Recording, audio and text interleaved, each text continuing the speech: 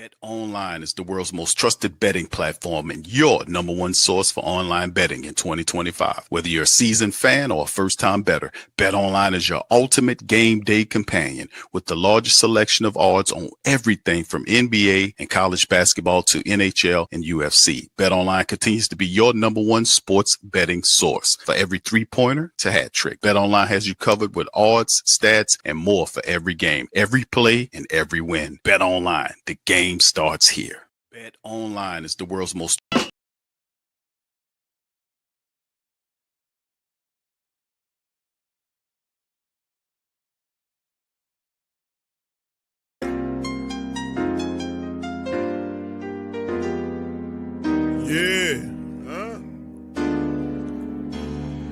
Boogie like Benson, I'm a who that. I'm a who that. Long as I'm living, I'm a who that. Lose or winning, I'm a who that. Sports Coma, yeah, this is where we do that. Where we do that, where we do that, where we do that, where we do that, where we do that. Boogie like Benson, I'm a who that. I'm a who that. Sports Coma, this is where we do that. Where we do that. Welcome, welcome, welcome. Somebody please better help. Running this thing like Elf. I thank God every day I'm not a felt. Go to YouTube Live with Big Q and the guys. If you ain't ride or die, the bandwagon get flipped. Been marching in, that was way for the ring. I was yelling out your chain for the championship. Fucking on town, duck down. Falcons, pluck, get shut down. Panthers ain't much touchdown. The vision really belong to us now. So much hate on the Saints, you could probably tell. Ever since Bounty Gate hit the NFL, when things seem fishy and you probably smell the crooked referees on Roger Goodell.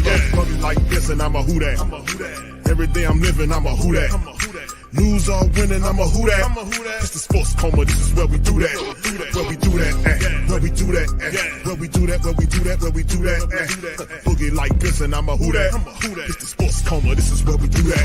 You're listening to the Sports Coma with Big Q and the guys on the PRO Media Network.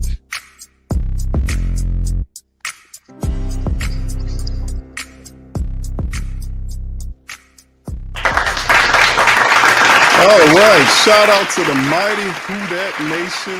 Welcome. You're now rocking with the Sports Coma with Big Q and the guys, where we have intense, entertaining, educating, and enlightening sport talk from your favorite sports fam. What's poppin', fam? Big ups to you guys. Appreciate you being in the live on this one, man. It's Sunday and it's going down, man. We had some rain earlier in the day.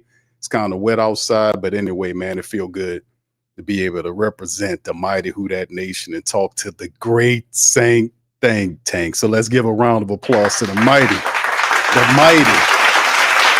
Dat Nation, baby. Shout out to y'all, man.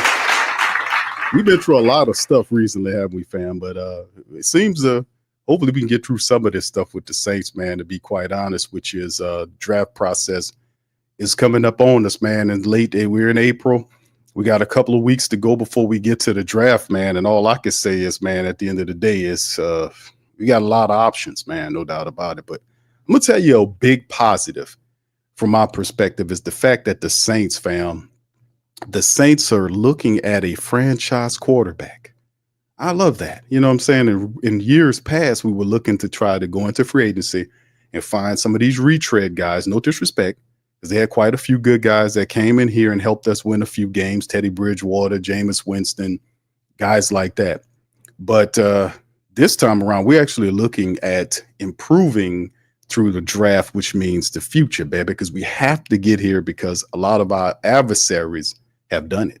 The Carolina Panthers, the Atlanta Falcons, they found their future options. We are still not there, but perhaps the talking point around things are that the Saints are looking aggressively at some of these quarterbacks.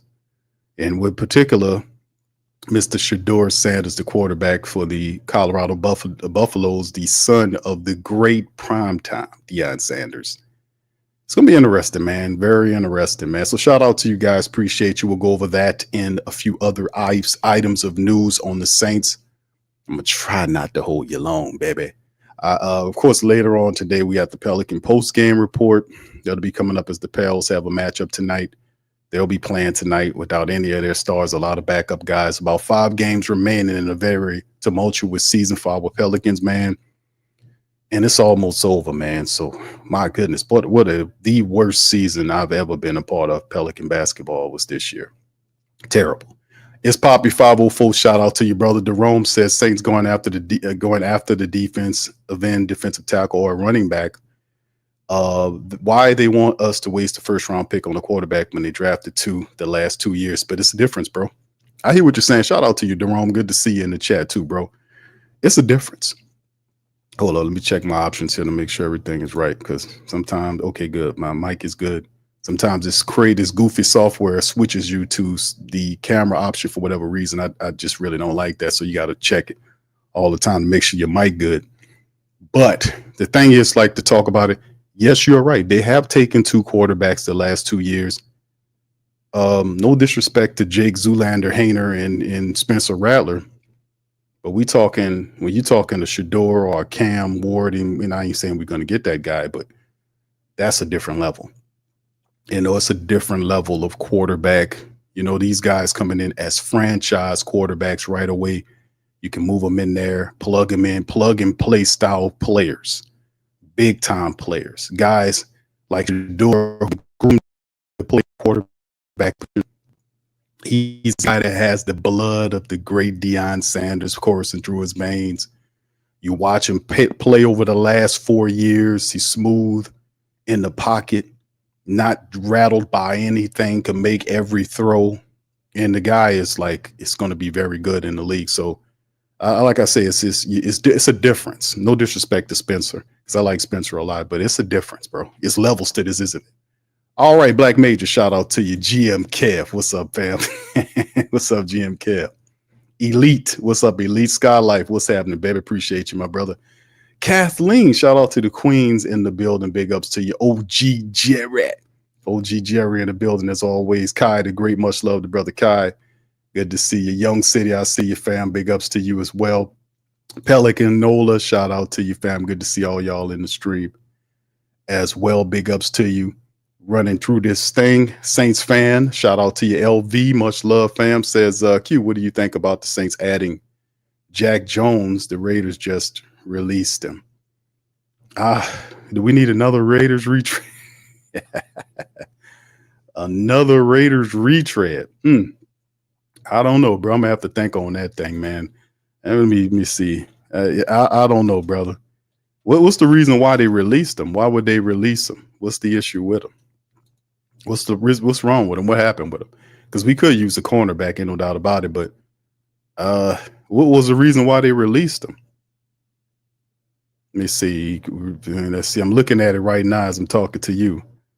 Releasing starting cornerback Jack Jones. You don't just release a starting cornerback for nothing prior to what's the reason? Is the reason Jack Jones after attempting to trade him? Okay. Played in 24 games with the Raiders. He was claimed off of waivers in 23 following his release by the Patriots, who he just played one full season with. 69 tackles, 16 passes defense. He had 3 interceptions, but he gave up almost 700 yards and 9 touchdowns and a passer rating of 108.9 on 88 targets as his nearest defender. Oh, that's not good at all. Yeah. The nickel is a critical spot in Pete Carroll's defensive system. We stress the importance of positioning our defense. They asked to do a lot, and they expect the Raiders to use the draft to improve the depth at the cornerback position. Target Michigan's Will Johnson. Meanwhile, such players as Maxwell Harston and Trey Amos could be potential day 2 picks as well. I like Trey Amos from Ole Miss a lot. Maxwell Harston is not bad either. But this is really interesting. But yeah, I don't know about that, brother. Yeah, you don't really release a starting cornerback unless he got cover issues. He got a holy blanket. That's what's going on. He got a holy blanket, bro. He got holes in his blanket. That's a lot. He got targeted a lot and gave up a lot of passes, bro. And that we ain't gonna smile too kindly on Mr. Jack Jones. Appreciate that comment though. T Dirty, shout out to you, brother. Good to see you, Poppy. Much love, fam. T, big ups to you, man. Much love. All right, shout out to you, fam. All right, shout out to you. Dad is in the building. What's poppin', Dad? Okay, much love. Brother Wallace in the building as well. Shout out to my girl, Deborah. Shout out to her. Much love to you, Queen. All right, who else we got chilling in the chat, baby? Much love, man. If I ain't see you, Mall, I see you, fam. Appreciate you. All right, English, what's up, fam? I'm good, brother. Appreciate you. Hope you all right, my man. Appreciate you as well. What's up, Justin? How you doing, sir? He says I'll take Shedeur if the offensive line could keep him clean. He gonna pick the defensive backs apart. Thank you, Justin. Appreciate you, bro. Much love as well. Jerome also adds Saints is not drafted a quarterback in the first 2 rounds. They just throw that out there for someone else to draft. It could be, you could have something on there, bro. There's a lot of stuff around it. What's up, Keldrick? Shout out to you, brother. Sonia, what's happening, Queen? Appreciate you as well. Good to see you in the chat as always. Much love, Sonia. Mad Drummer, what's up, baby? I always give shout out to all the mighty Who Dat Nation, man. Without you guys, there is no Sports Coma. There is no Who Dat Nation. There is no great Saint tank. It's none of that. Backwoods, big ups to you. Cartel, shout out to you. Is Shedeur, Tyler, or T-Mac there? Who do you pick at number 1Q? All right, thank you, Cartel, for that question. That's the easy one for me, bro. That's Shedeur. I mean, you got to take him. If Shedeur Sanders is at 9, you have to take him off. You got to take him. You got to take him. You got to take the court. You can't pass on a franchise quarterback, and you got Derek Carr, who we got an article too I'm going to cover from you guys because there was a Derek Carr appearance, just in case you guys didn't know that. Perhaps you did, but there was a Derek Carr sighting. We'll talk about that in today's show. I like Tyler Warren a lot. I think he'll be special at the next level. T-Mac is also very talented, but if I'm the Saints and Shedeur Sanders is there, I cannot pass up on him. I can't. You can't pass a first round. You can't pass up a franchise quarterback when you don't have one. And like I said, no disrespect to Spencer and all these other guys, but Derek Carr is on a 2-year window. He's out of here in 2 years. You need somebody to take the team, not into the next 2 years, but into the next 10 years. You need a franchise quarterback to build around. Think about that for a second. Saints have been building this team. How have they been building this team? Most teams you build, right, fam? Think about this for a second. It has been so long since we've had what we've termed a franchise quarterback. We've had bridge quarterbacks for the last several years. Bridge quarterbacks. So we knew when Derek Carr signed his contract that he simply wasn't the long-term option for the team. We knew that. He was supposed to be the one last additive that the Saints needed to take them to the next level. And that did not materialize. You see, he was the last additive it was supposed to be. You put him there with Mike Thomas. You put him there with Chris Olave. You put him there with Rashid Shaheed, Elvin Kamara, Taysom Hill, Jawan Johnson. You put him there with these guys and, Elvin Kamara, and then you go to the next level. All we need is a veteran quarterback with a strong arm who can get the ball out to the defenders. That was the school of thought. But guess what? It didn't work out that way, baby. It did not work out that way. And you gotta reshift, and you gotta, but see, while all that was going on, you got to think about, okay, the future. So the next thing is you done tried the other way. You done tried the bridge option route. If a Shedeur gets to you, or if he's close to you, you should think about moving up to go and get him. Because listen, the Saints have a ton of draft capital in which they can appease every need that they have. They really could. This draft has a really good players. We talked about this all the time. I'm going to invite KT. KT, if you're in the building, you listen, brother. I'm going to email you and set up another stream next week where we'll be able to go over some of these people again for the mighty Who Dat Nation. We're going to be going hardcore into next week with the draft stuff. But the reality is, if you have a Shedeur Sanders, I know a lot of people like Will Johnson. They like Tyler Warren, the tight end from Penn State. Will Johnson, the cornerback from Michigan. They like Genty, the running back from Boise State. They like Omarion Hampton, the fantastic running back from North Carolina. They love some of these really great DBs that are out there. These defensive ends like Pierce and Williams. These guys are going to be there. You're going to have a couple of offensive linemen that's going to be there. But boy, oh boy, if a franchise quarterback slot to you, you gotta say, hey, man, listen. You're gonna have to be mad on me on this one, but we're gonna get this guy. Shout out to you, bro. Dana, shout out to Dana. Shout out to you. Good to see you in the chat as well. 504 Coke, big ups to you, fam. Appreciate Q the Saints. That Saints Sanders #2 jersey is gonna be oh yeah, that's gonna be lit, man. You know what? I really do hope, not hope, because you know what Dick Gregory said about turn, but I really do think it wouldn't be a bad idea to reach up at him if that is indeed the process, because the Saints do need a franchise quarterback. I think that was some of the rumorville was the thought process was that Mickey Loomis kind of wanted to keep Derek Carr, and the back channels are saying that he kind of let him know, hey man, you get to pick your guy, because come on, you got Kellen Moore coming in here, former quarterback, is going to want to establish an identity with the offense. What grander way it would be to have a Shedeur there to do that. I mean, if you guys have seen him over the last it's plenty of tape out there on him, to be quite honest with you. All right, Kai, shout out to you, man. Says KM wants Jackson Dart. It's quite obvious. Okay. All right, Jackson Dart. Wouldn't be mad at that either, but I think Shedeur is better than him, but I'm not mad at Jackson Dart. At first, I was like, I don't know about Jackson Dart. But I started watching more and more tape on Jackson Dart, because early on, it wasn't the fact that I wasn't, mindful of who Jackson Dart is.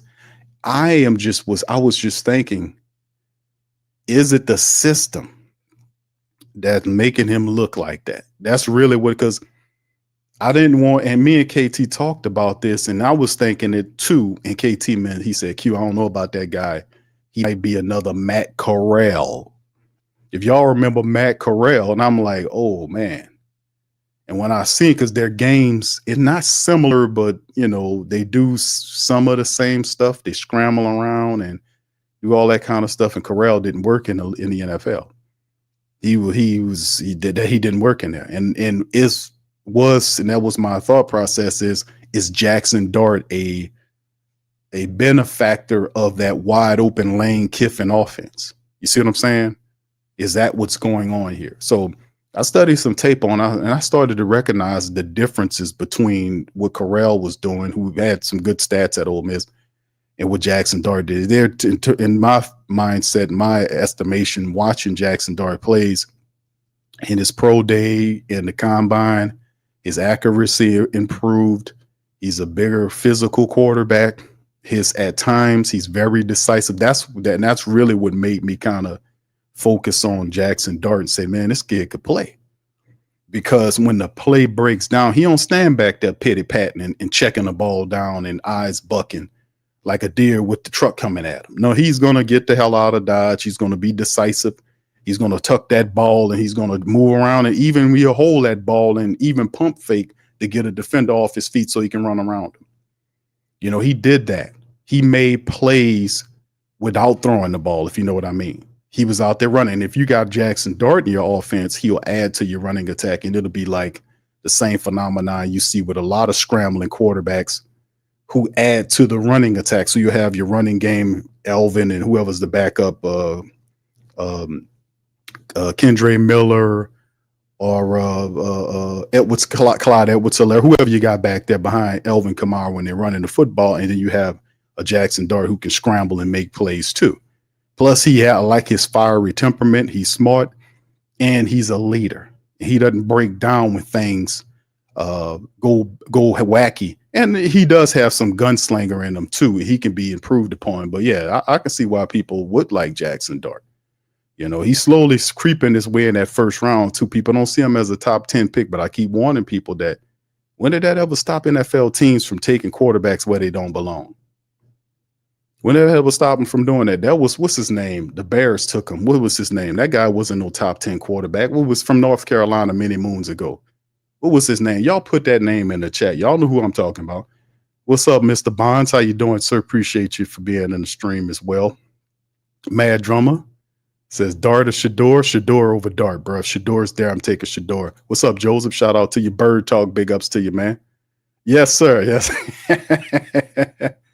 Yes, sir. I got to win, brother. The future's so bright for our teams that we got to put on shades, brother. That's just what it's going to be. All right. Shine Boy says we want Sanders. All right. I'm with you, brother. I hear you, man. Swing for the moon, baby. If you can't hit the stars, baby, you say, if you can't hit the moon, baby, he gonna crack one of them stars. Swing for it, baby. All right, what's up, Brian? Says Q, I seen the car wreck too, fam, at Pull Apart. Did you? You seen him over there looking scared? Was he bucking his eyes when you said, hey, Carr? Did he turn around and was scared? Like, was he scared when you said you yelled at him? Hey, Carr, and he turns around. Oh my God, what are Saints fans? I'm scared of Saints people. 504 says, Q, you have to build a team on the cornerstone player. Shedeur is that. Saints been building their house on sand. That's why they sinking and stanking. That sounds like something Reverend Saint would say, man.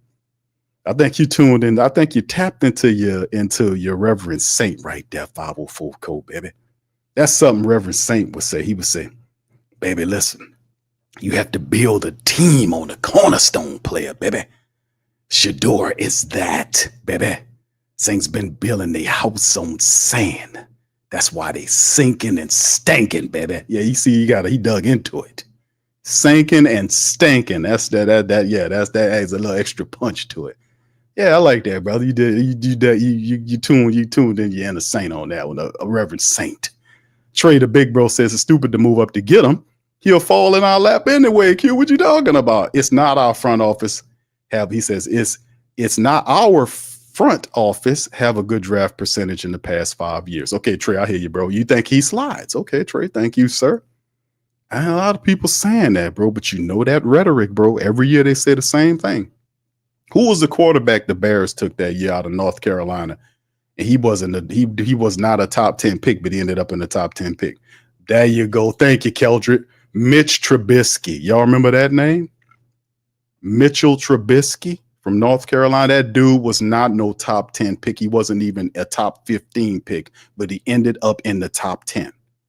It happens all the time. That's right. T got it, Trubisky. That's what they do. Mitchell Trubisky was not a first round pick in my estimation. He was not. He was more like a second round guy, but he was not no first round pick. But Trubisky ended up in the first round. In the top 10, matter of fact, he was wasn't he the third round pick that year? I mean, the third overall pick. It happened all the time, fam. Y'all know how this goes. What's up, Big Belly? Shout out to you, man. Good to see you, brother Byron. How you doing, sir? Says Ward, Sanders, Dart my list, but choose Sanders at 9. A lot of people think he'll slide, bro. Put in the chat why you think he'll slide too, bro. Let me know your thoughts on why you believe Shedeur will slide. Let me know, bro. All right, follow who says Shedeur is a cornerstone player. Saints been building their house on sand. Yeah, there you go. I read that one. Thank you, bro. Demi said, "What's up, Q? How do you feel? We may trade up for Sanders. I wouldn't want to help my hopes up. Okay, I get you.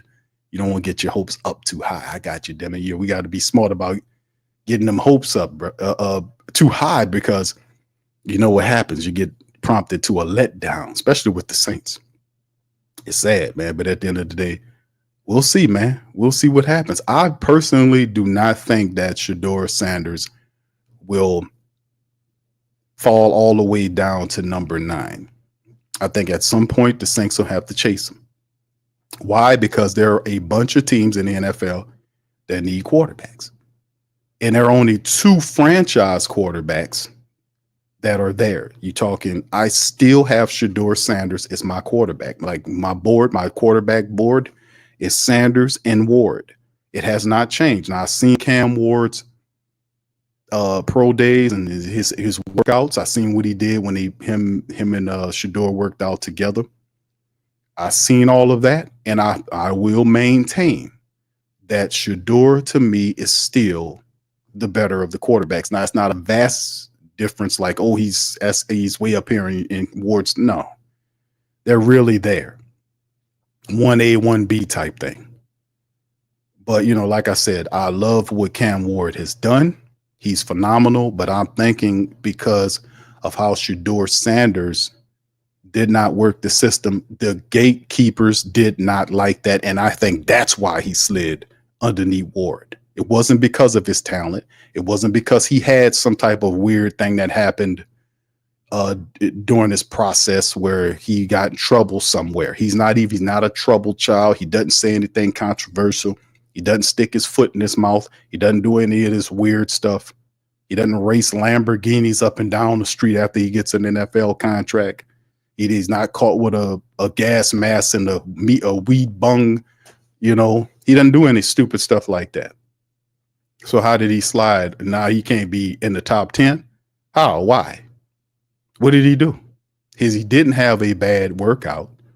He didn't do anything wrong except he did not participate in the throw aspect of the combine, and that's when you seen him drop, because the gatekeepers did not like the fact that he said, I'm not throwing at your goddamn combine. If you won't see me, you come to my pro day and see me throw. They didn't like that. Cam, he went and did it. And then he leapfrogs them. It wasn't no difference, man. They've been like this the whole year long. They've been going up like this the whole year long together. There was no difference. It's just they didn't like the fact that he didn't go to that combine and throw and run and do all that kind of stuff. That's what it was. So anyway, like I said, he didn't do anything. He didn't do anything to drop his stat, and Cam didn't do anything to blow past him. So it's like, oh, they acting a fool for Cam, and all. Like, Cam's good, but at the same time, you go ahead and let Shedeur Sanders drop to the Saints and watch how we kick y'all teeth in. You go ahead on and do it, because that's all we need is a franchise quarterback to get all these guys in line. We need a leader at the quarterback position. God knows we don't have one starting for us right now. We know that off the top. You know, so you let Shedeur Sanders slide to the Saints at 9. Watch we kick y'all teeth in the rest of the league. Watch this. Watch how this go. This gonna be phenomenal. So yeah, that's all we lacking. What's up, Booker? Shout out to you, man. Appreciate you as well. Big ups to you. Cartel says Q. We don't speak much on him, but if we miss on Jackson Dart, I also like Brady Cook out of Missouri in the 4th. Thank you, bro. Appreciate you for your comment. All right. Brother Wallace says Sanders said he loves the idea of his son coming to the Saints. Yeah, the black and gold thing, and which you all knew that, didn't you? When you look at the thumbnails that we have, and you know that at Colorado, the uniforms, the colors mirror the Saints uniforms. The Buffs have gold and black and white. The Saints are black and gold and white. He kind of threw the color scheme in there, but at the end of the day, let Shedeur Sanders slide to the Saints at 9 and watch what happens. Watch what we do to the league. Watch with Kellen Moore and Shedeur Sanders there and all the talent the Saints have. Watch what happens here. Watch when you have a real leader behind it. Watch how things change. Watch how this go up fast. You got to get the right people in there. All right. Big ups to y'all guys, man. Appreciate you. 985 Live. What's up, fam? Says Carbage probably didn't have his eyeliner on. His guy liner, that's what they call it. A guy that wears eyeliner, they call it guy liner. That's something new. I ain't know that shit up until last year. I was like, what? What'd you call it? I didn't even believe that at first until somebody sent me a picture, and I was like, yeah,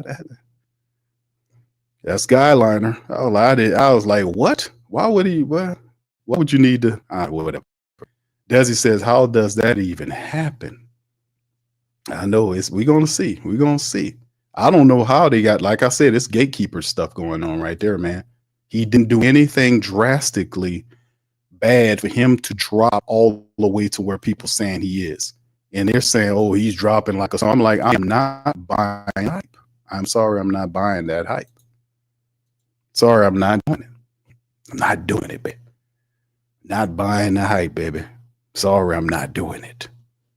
You know, and that's why I said, man, you can't believe what these people say in this day. Can't believe what they say. They lying all the time. Thank you, Demi. Shout out to Demi. I want to say thank you very much. Picking me up, bringing me back to this world. All right, Demi. Shout out to you, baby. Appreciate you as well. All right. Much love. Dana says the only difference is Shedeur is tougher than Tua. And, oh, yeah, he way tougher than, well, Tua been, they need to put Tua down, man. He been getting on. I just think it's terrible how they handle Tua, all those concussions. Not going his post football life is going to be difficult with all the stuff that he's been through. Lewis, I have faith will land Shedeur. He's the one. Thank you, brother. Mr. O says gatekeepers muddy in the waters. Indeed. And y'all know how I feel about the gatekeepers, right? You know how I feel about the gatekeepers. Me personally, everything that is out there, you can create yourself.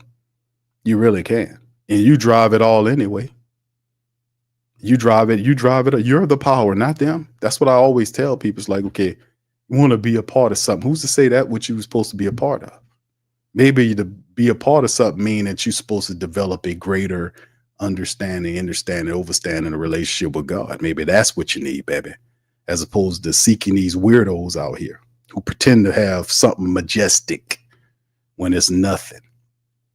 You can build whatever they have. Matter of fact, I encourage you to. That way we can eliminate all this foolishness that they got going on, making these people do all this weird stuff. Let's eliminate all that. But yeah, Big Belly, shout out to you, man. What's up, Who Dat Daddy? How you doing, brother? Appreciate you for being in the stream. What's up, Bev? Shout out to Bev. Say if Shedeur slides, he probably won't get past the Jets. That's the whole sticking point where I was like, we need to go up and you're going to probably have to go up and get him. And Bev is keeping it real deal, because if you look at, and we'll cover this article right here momentarily, but let me show you guys something here that we can kind of look at here right quick about the draft order.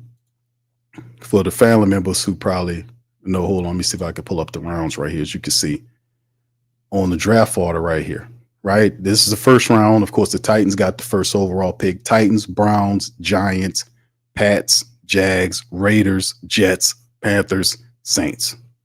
That's the lineup.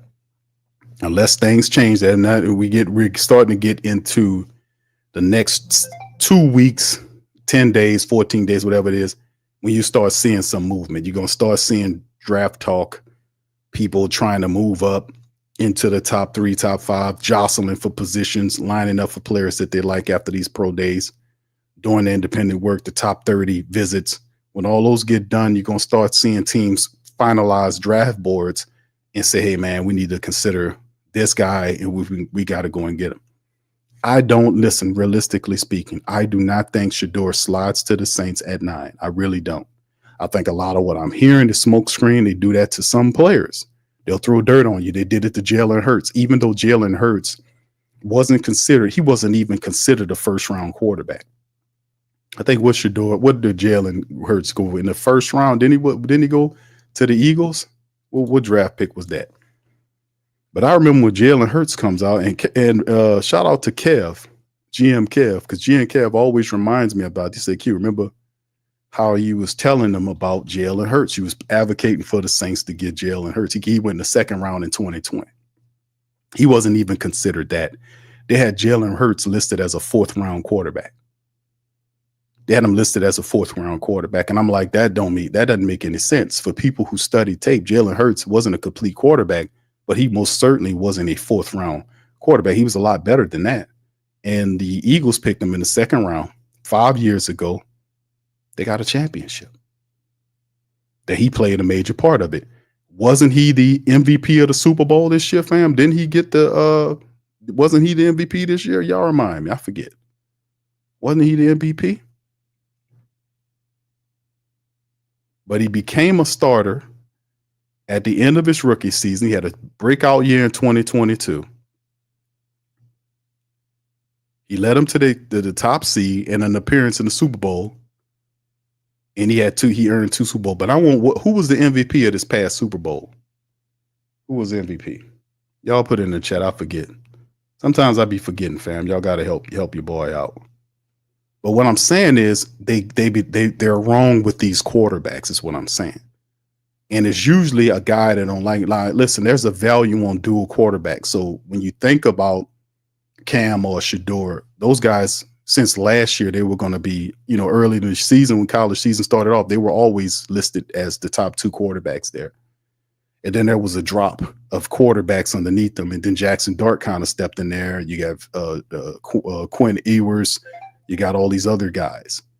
But at the end of the day, it's a premium on dual threat quarterbacks, a guy that can throw and run with the ball and throw on the run. Let's add that to it because that's a skill.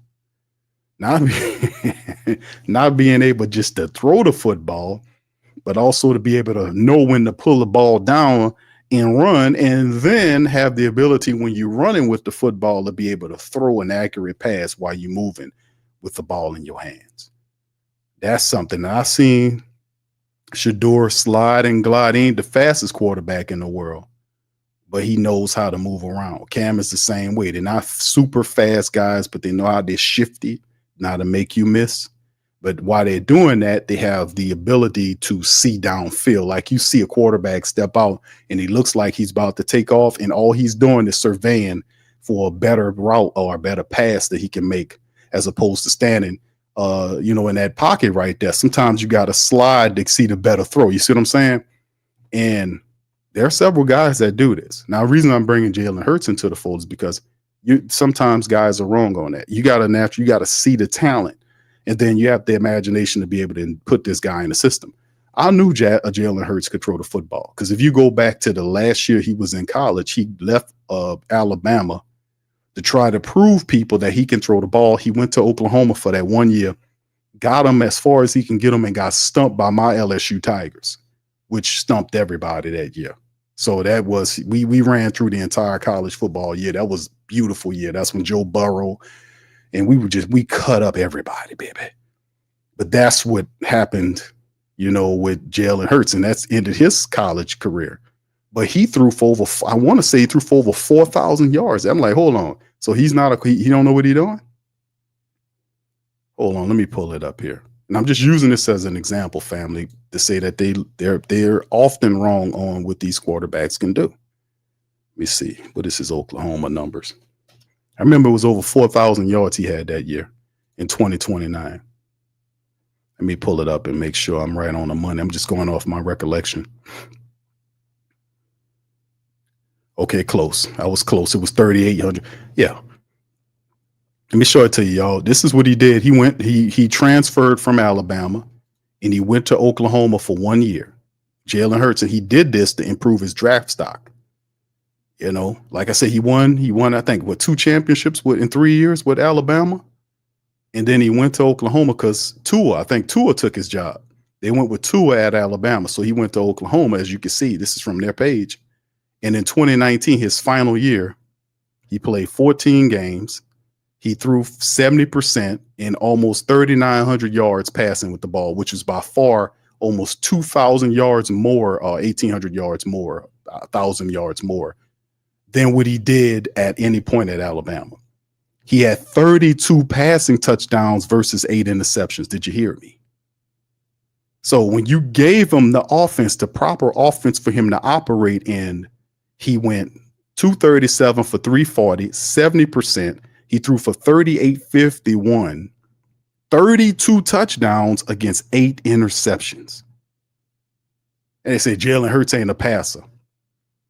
And then he ran his duality. He ran 233 times for 1,300 yards and had 20 rushing touchdowns. He was responsible by himself for 52 touchdowns by himself in the final year with Oklahoma. And they were still saying he a 4th round pick. How? You see what I'm saying?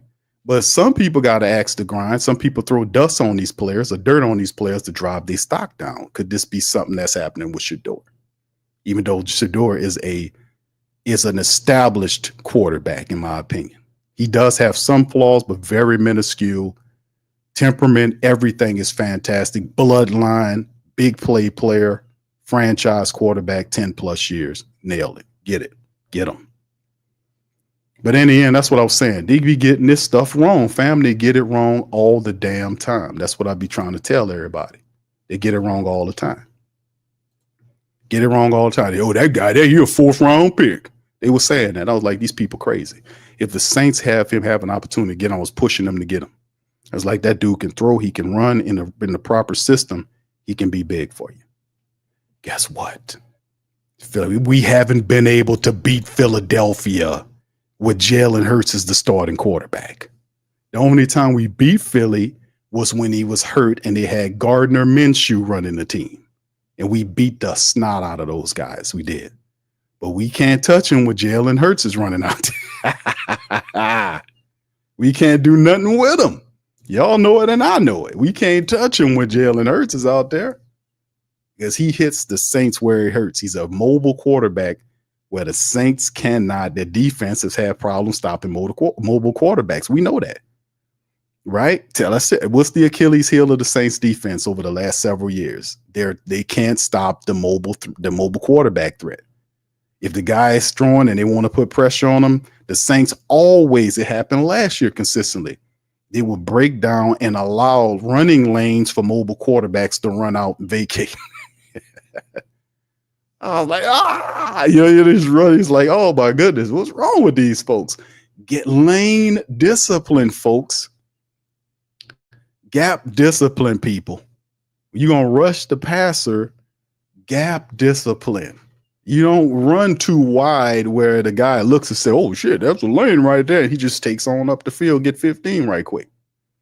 No, but it's, hey, I know my squad, so he kills the Saints every time. We beats them, can't beat them with Jalen Hurts. We can't beat them.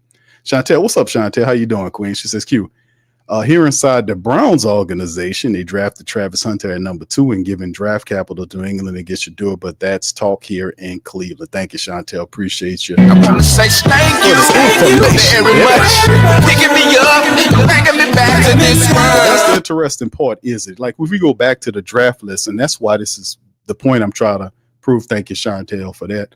This is what I'm looking at. The Titans need a quarterback. The Browns most certainly need a quarterback. And you're right. They do. Like, the pro day was very good for Travis Hunter. And he's a phenomenal two-way player and something like we haven't seen since, I don't know if ever. People talk about Desmond. People talk about Charles Woodson.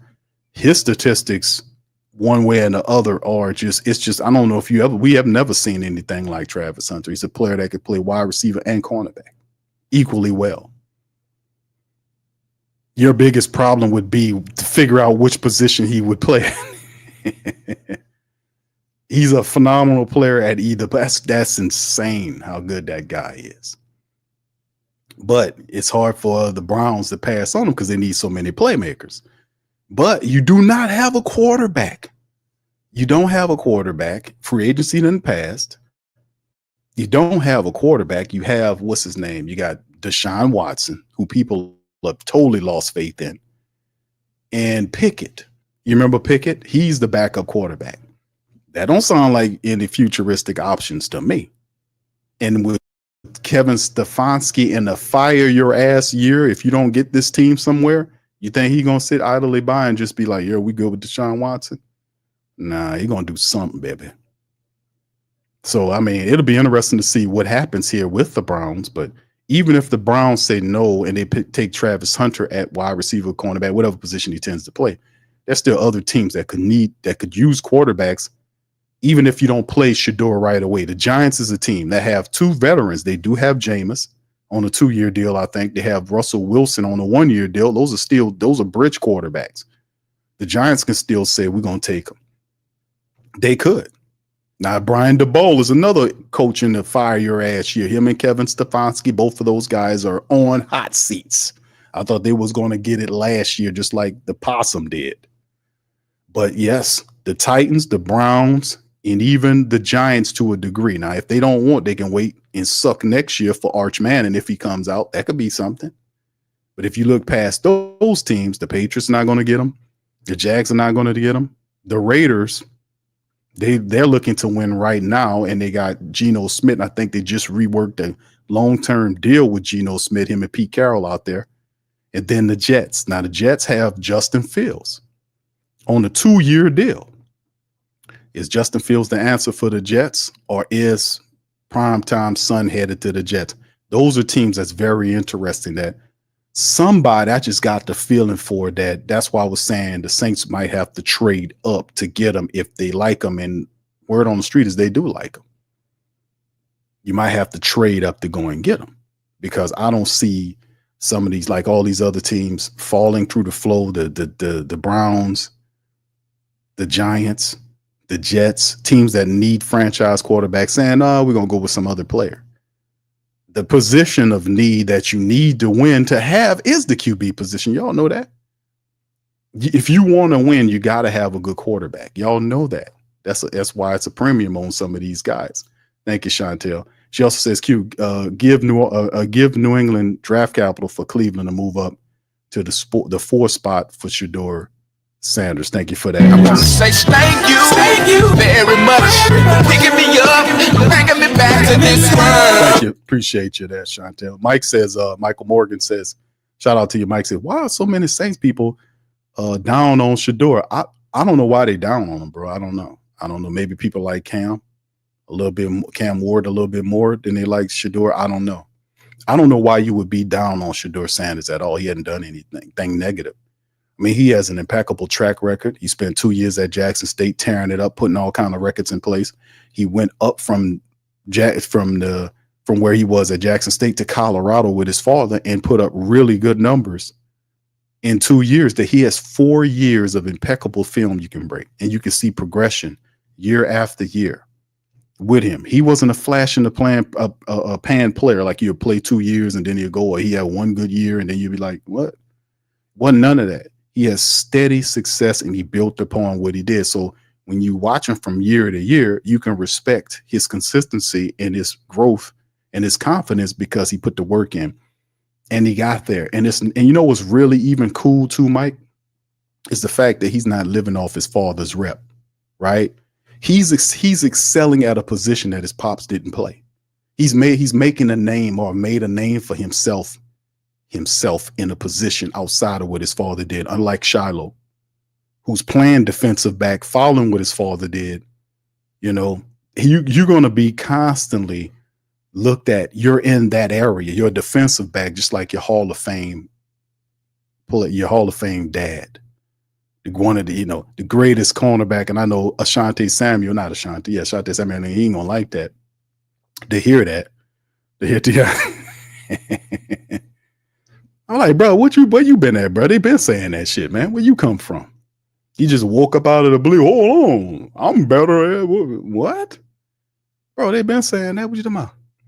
They've been saying that about Deion Sanders, that he's a great. Why you wasn't saying shit then? When you was playing in the league, they was saying that. They was saying that when you was playing in the league. Hell, when you was when you was in college, you was hearing that. We knew, so that ain't nothing new. Just get a man his flowers and move the hell on. You got money, right? You got paid, right? You good? Yeah, man, get out of here with that, man. That man, you were good at what you did, but that other man was great, man. Come on, man. Get that man his flowers and get your ass on, man. But yeah, you're right. That's one of the greatest things I respect about Sanders is that he made a name outside of his Hall of Fame dad. Do you not understand how difficult that is to do? How many other players can do that? Now we have Cam Jordan that made a name for himself outside of his Hall of Fame dad, Steve Jordan. But then again, Steve was good at what he did, but when you talk about the top 5 best tight ends in NFL history, do Steve Jordan name comes up? Does it? Just asking. Just asking for a friend, your reverend. All right. Anyway, thank you, Michael. Appreciate you. I want to say thank you very much. Picking me up, bringing me back to this world. Indeed, man. Indeed. Like I said, there ain't too many times that happens. When you have a Hall of Fame father or player and the son establish a name outside of him, a respected name like it, that's Deion Sanders' son right there. Now that man made a name for himself in the field, whereas his father was a football player. He won the offensive side of it and made a name for himself. You gotta respect that, man. And then the way he carries himself, he all about the game. He about the business of winning, man. And that's why I also appreciate the bloodline as well. Because if you watch him play at some of these high stress games and stuff, he got a good temperament about him. Now, he's a lot of stuff that he could work on. He's not like, he needs this type of stuff. He got all of the stuff. You just need to kind of refine it within your system. So if you're fortunate to be able to get him to fall to you, I would definitely say reach out to that man and see if you can get him. Because I really don't believe with these people saying, fam, every year we go through this draft stuff every year, and they throw mud on some of these players to dirty them up so they'll slide. This is how it works here. It's almost like corporate saboteurs. The dirty corporations, what they do, people don't even realize that. You got some of the dirty corporations will hire professional saboteurs to come in there, and then next thing you know, your factory got a fire. Just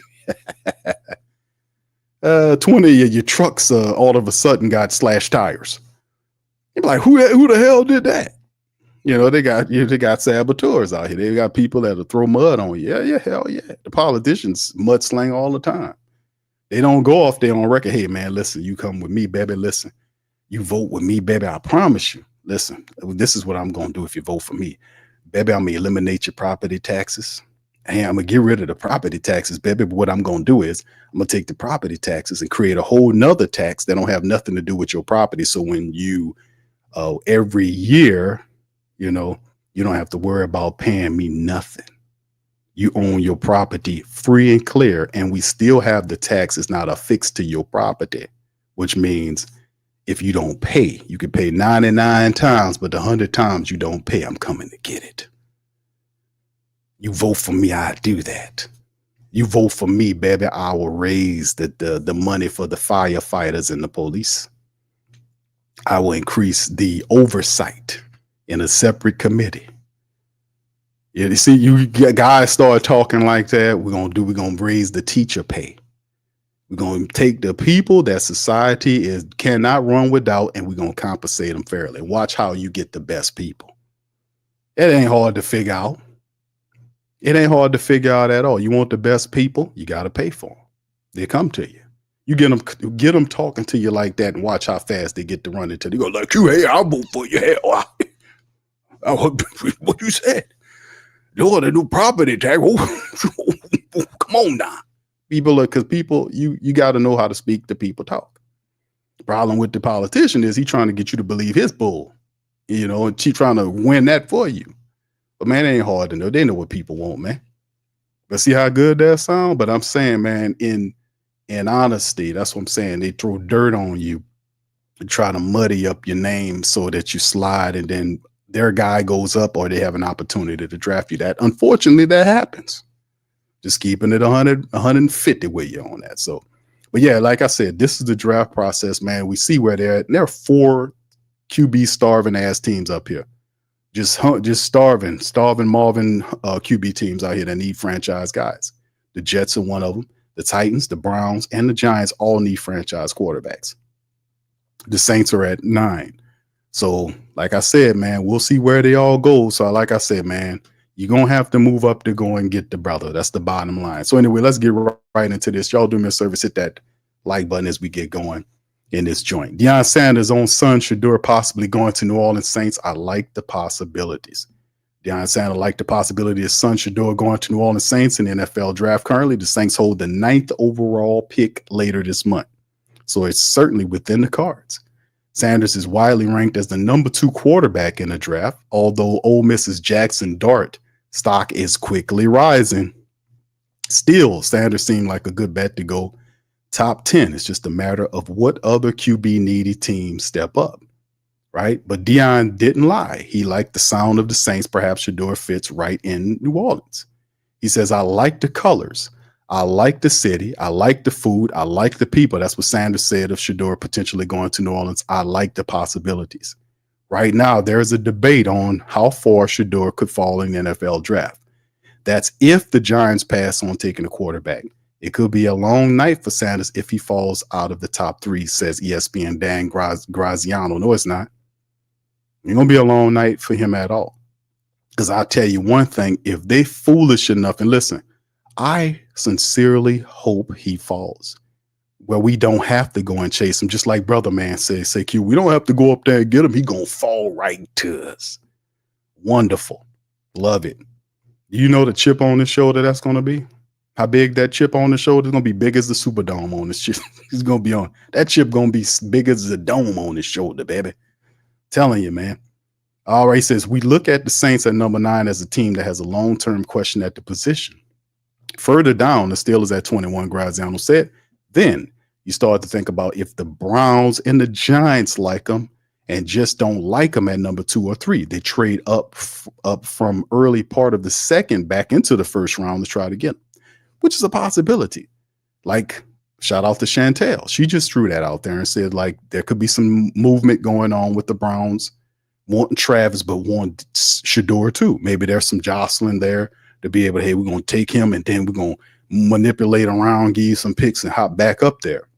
This is a factor. It could happen. It remains possible that one of the Cleveland Brown or Giants ends up taking Sanders, but at things stand, as the fans stand, ESPN's Adam Schefter see it as unlikely. And I played that earlier Right now, Greeny, just under a month away from the draft, it sounds incredibly unlikely that Shedeur Sanders will wind up going at 2 or 3. Said this week on ESPN's NFL Countdown, quote, that is where it would get really interesting. The story of the draft when they would become where Shedeur Sanders going to go.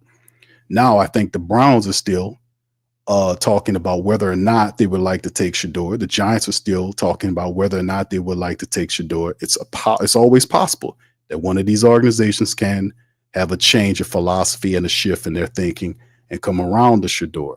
But the way that I'm reading it right now is that he doesn't figure to be either team's pick right now through the tea leaves. Adam Schefter. That's fine. That's totally good. Totally fine. Totally good with that, because if he comes down to New Orleans will take him, and we're going to kick the league's teeth in, because that's what we need. You need a leader at the QB position. This kid will help.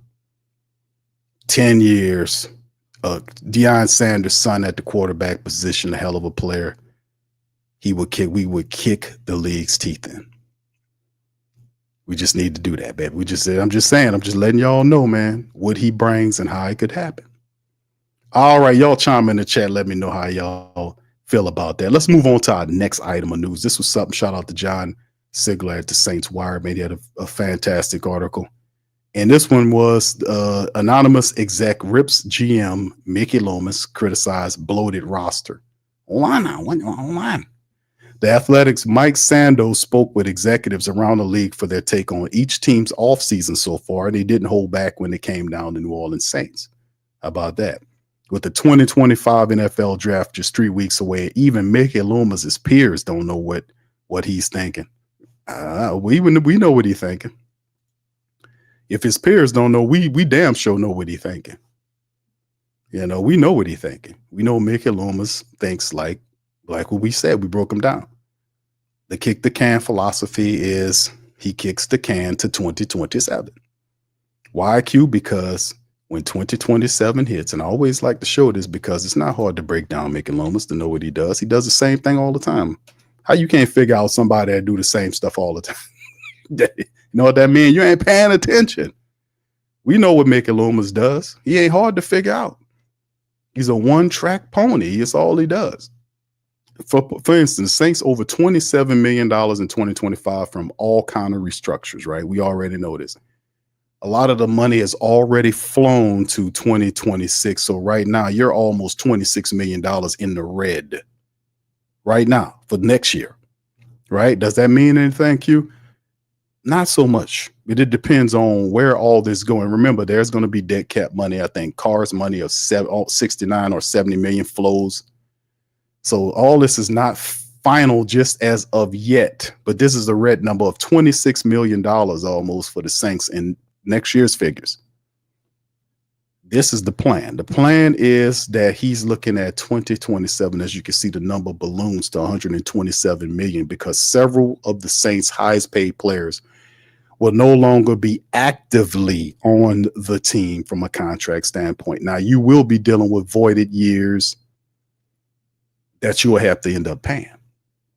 That will drive this 127.8 plus million number down. And of course, Mickey Loomis is banking on the fact that they'll have an increase in 26 when the salary cap goes up like it did this past season, and then another one in 27. So first, you can see the kicking of the can will get you into black territory in terms of accounting verbiage to get you back into the black on the plus side of things in 27. So you have a surplus of money, but you will have to spend that money because most of your top players will be off the team.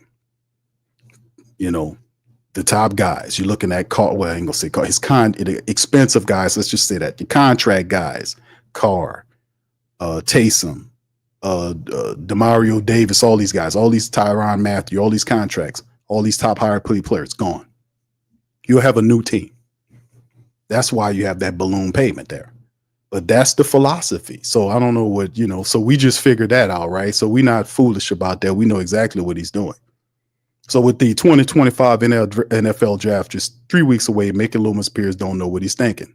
quote, it's easy to say from afar, but all the teams, New Orleans Saints, you can go get Arch Manning, one team executive told Sando, tear the thing down. You're not really competitive. You have no answer at QB. You are bloated. Hold on now. What the hell is this guy talking about? Hold on. You have the cap issues, and in a year, the prodigal son could return home. What am I missing? Oh, you know, it sounds good, but like I said, Arch Manning, I think he's going to play 4 years. He's rich. The Mannings are filthy rich, man. So it's no need for him to rush out of college for anything. I don't think he's coming out next year. We'll see. That's just my opinion.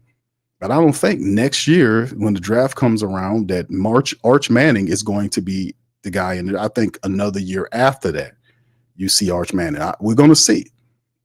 Because I think next year he'll be what? He'll be a what?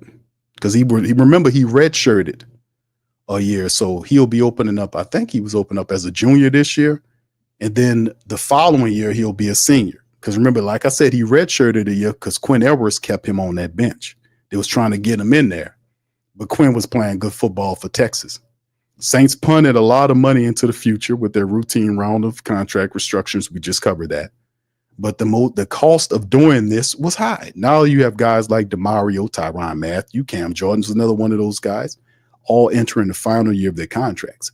If they retire or don't return in 2026, the Saints will take on a staggering $42.26 million in dead money.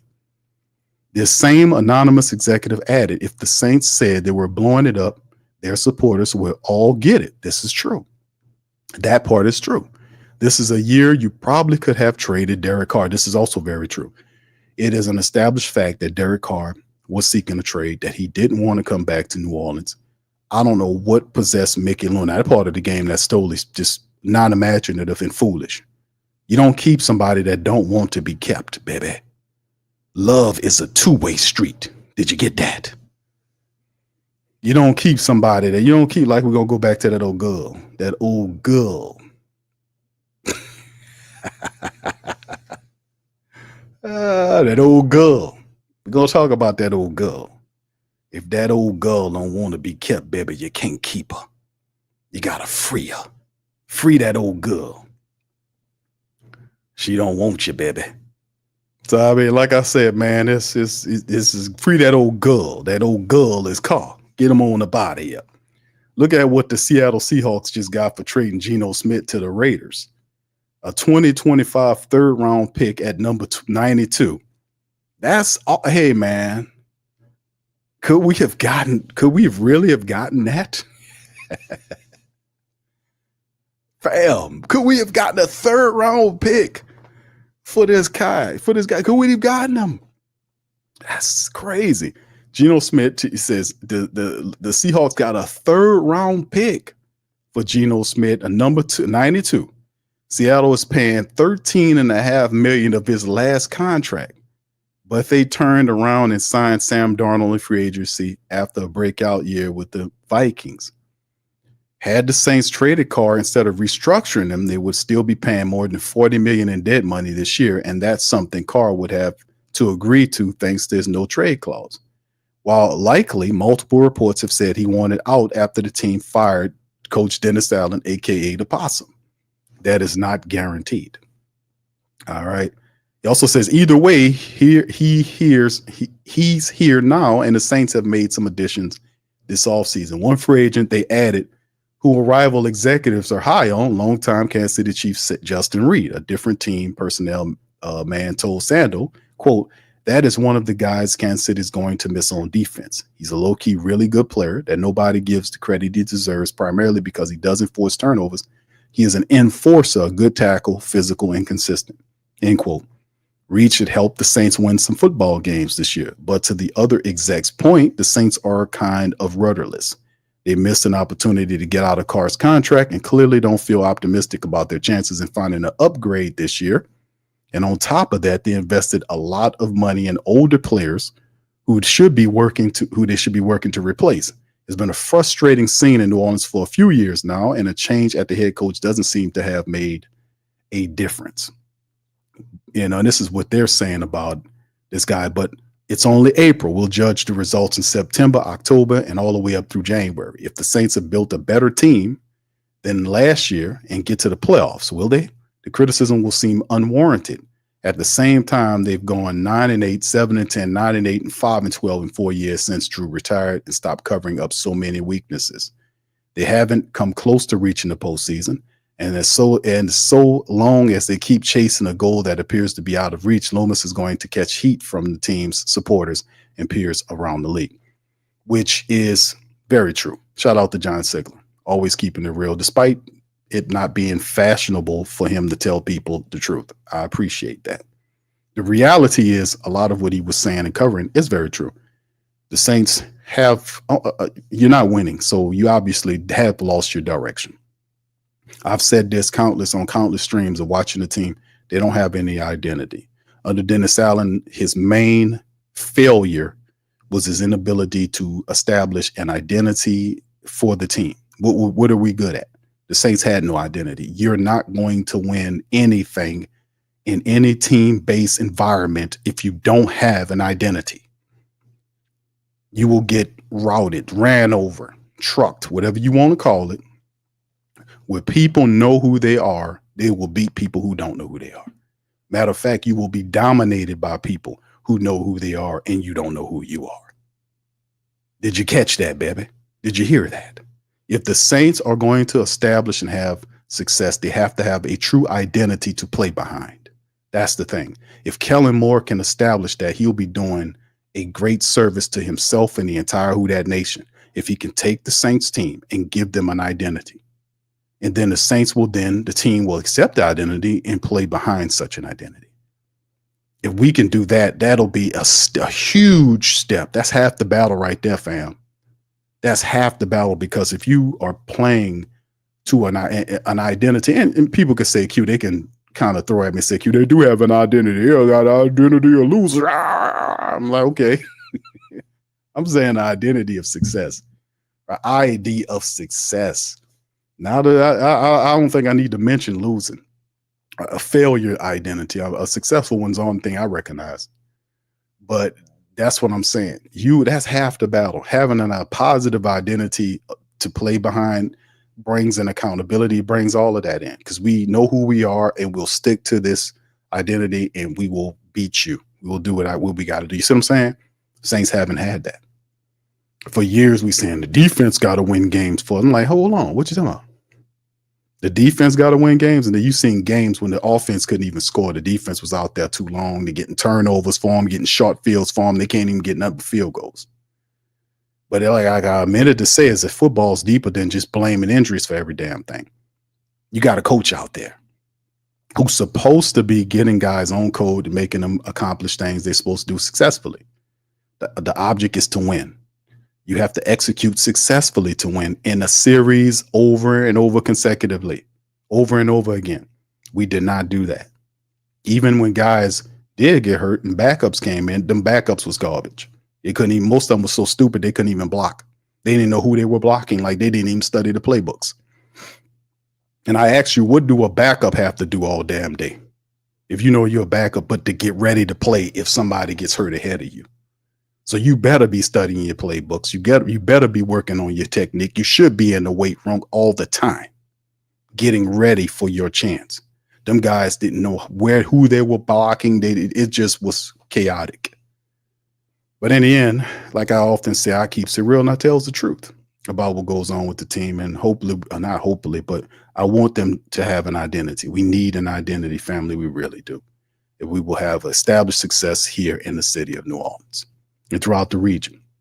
Also, shout out to Saints Wire. This is an article of news. I don't know if you guys seen. Saints QB Derek Carr makes his first 2025 public appearance at the Fresno State spring game. That's right, Mr. Derek Carr. It's been quite a spring for Derek Carr. And you can tell John Sigler does not like Derek Carr. He doesn't like him. I don't think so. Quite a spring for Derek Carr. It's easy to see why. The New Orleans Saints quarterback's future with the team has been in doubt ever since he took a snap under center. A change in leadership with Kellen Moore replacing Dennis Allen as the head coach only made his outlook look murkier.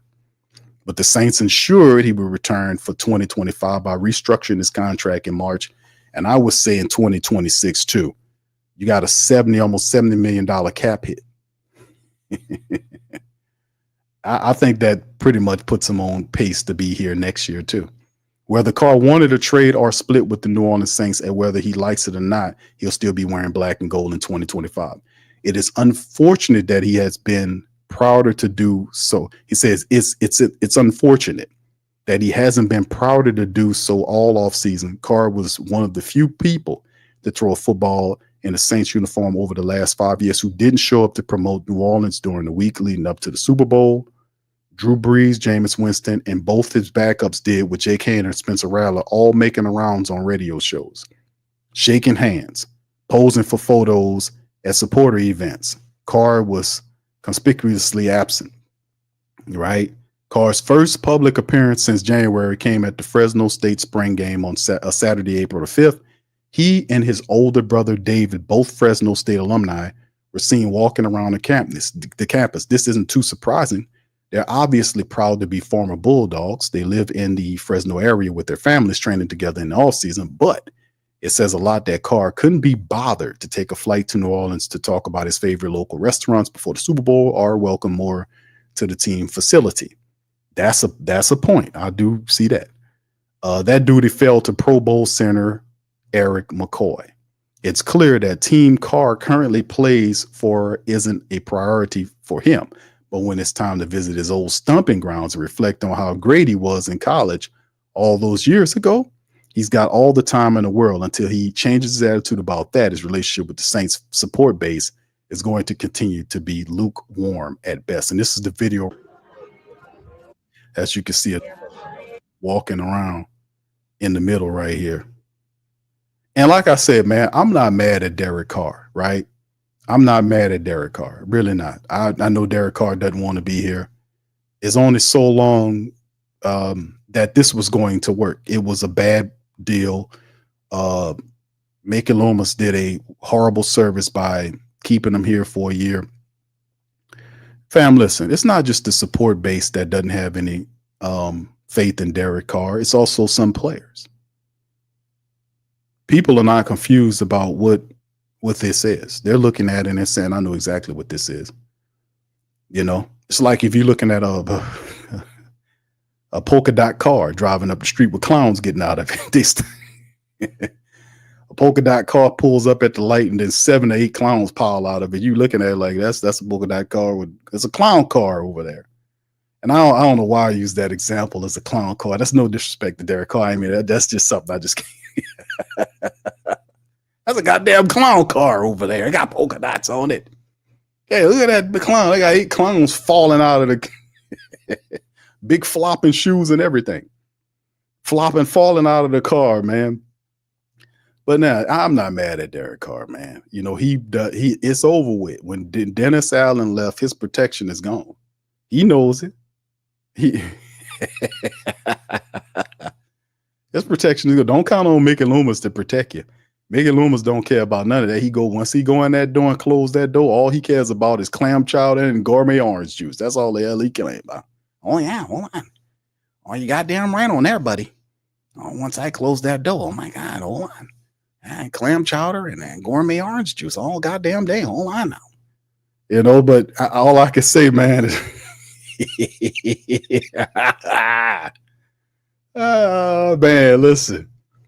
Hey man, this is gonna be some comedy shows going. Derek Carr. This couldn't be more obvious. You know, this couldn't be more obvious, family. The man is at the pro day, man. You know, he ain't none of that. And listen, I'm not mad at Derek Carr for not showing up at the Super Bowl. I'm not mad at Derek Carr for not showing up at the facility to welcoming Kellen Moore. Even though you're the quarterback, you're supposed to welcome in the new coach. Now, you probably talked to him on the phone, but, you know, let's just talk about, you know, decorum. Let's talk about decorum, shall we? If you're the starting quarterback making $150 million, wouldn't you be like, when the man gets signed as the head coach, wouldn't you be at the facility? Oh, let me fly. I got a house in New Orleans. I got a house in California. Let me drive my ass on down here. Hell, let me take a Uber. You know, you damn sure can afford it. You know, take the premier version or whatever they call it. Go down there, meet him. But then again, I'm not mad at Derek Carr. Like I said, he was trying to get out of here. Mickey Loomis said, hold on now, guy. Hold on. You still owe me some years here. Hold on now. Man. You're going to do that. Now I know the Who Dat Nation, I'm going to take the bowls for you. Hold on now. They're going to fire at me. And while they're firing at me, you run into the building. Hold on now.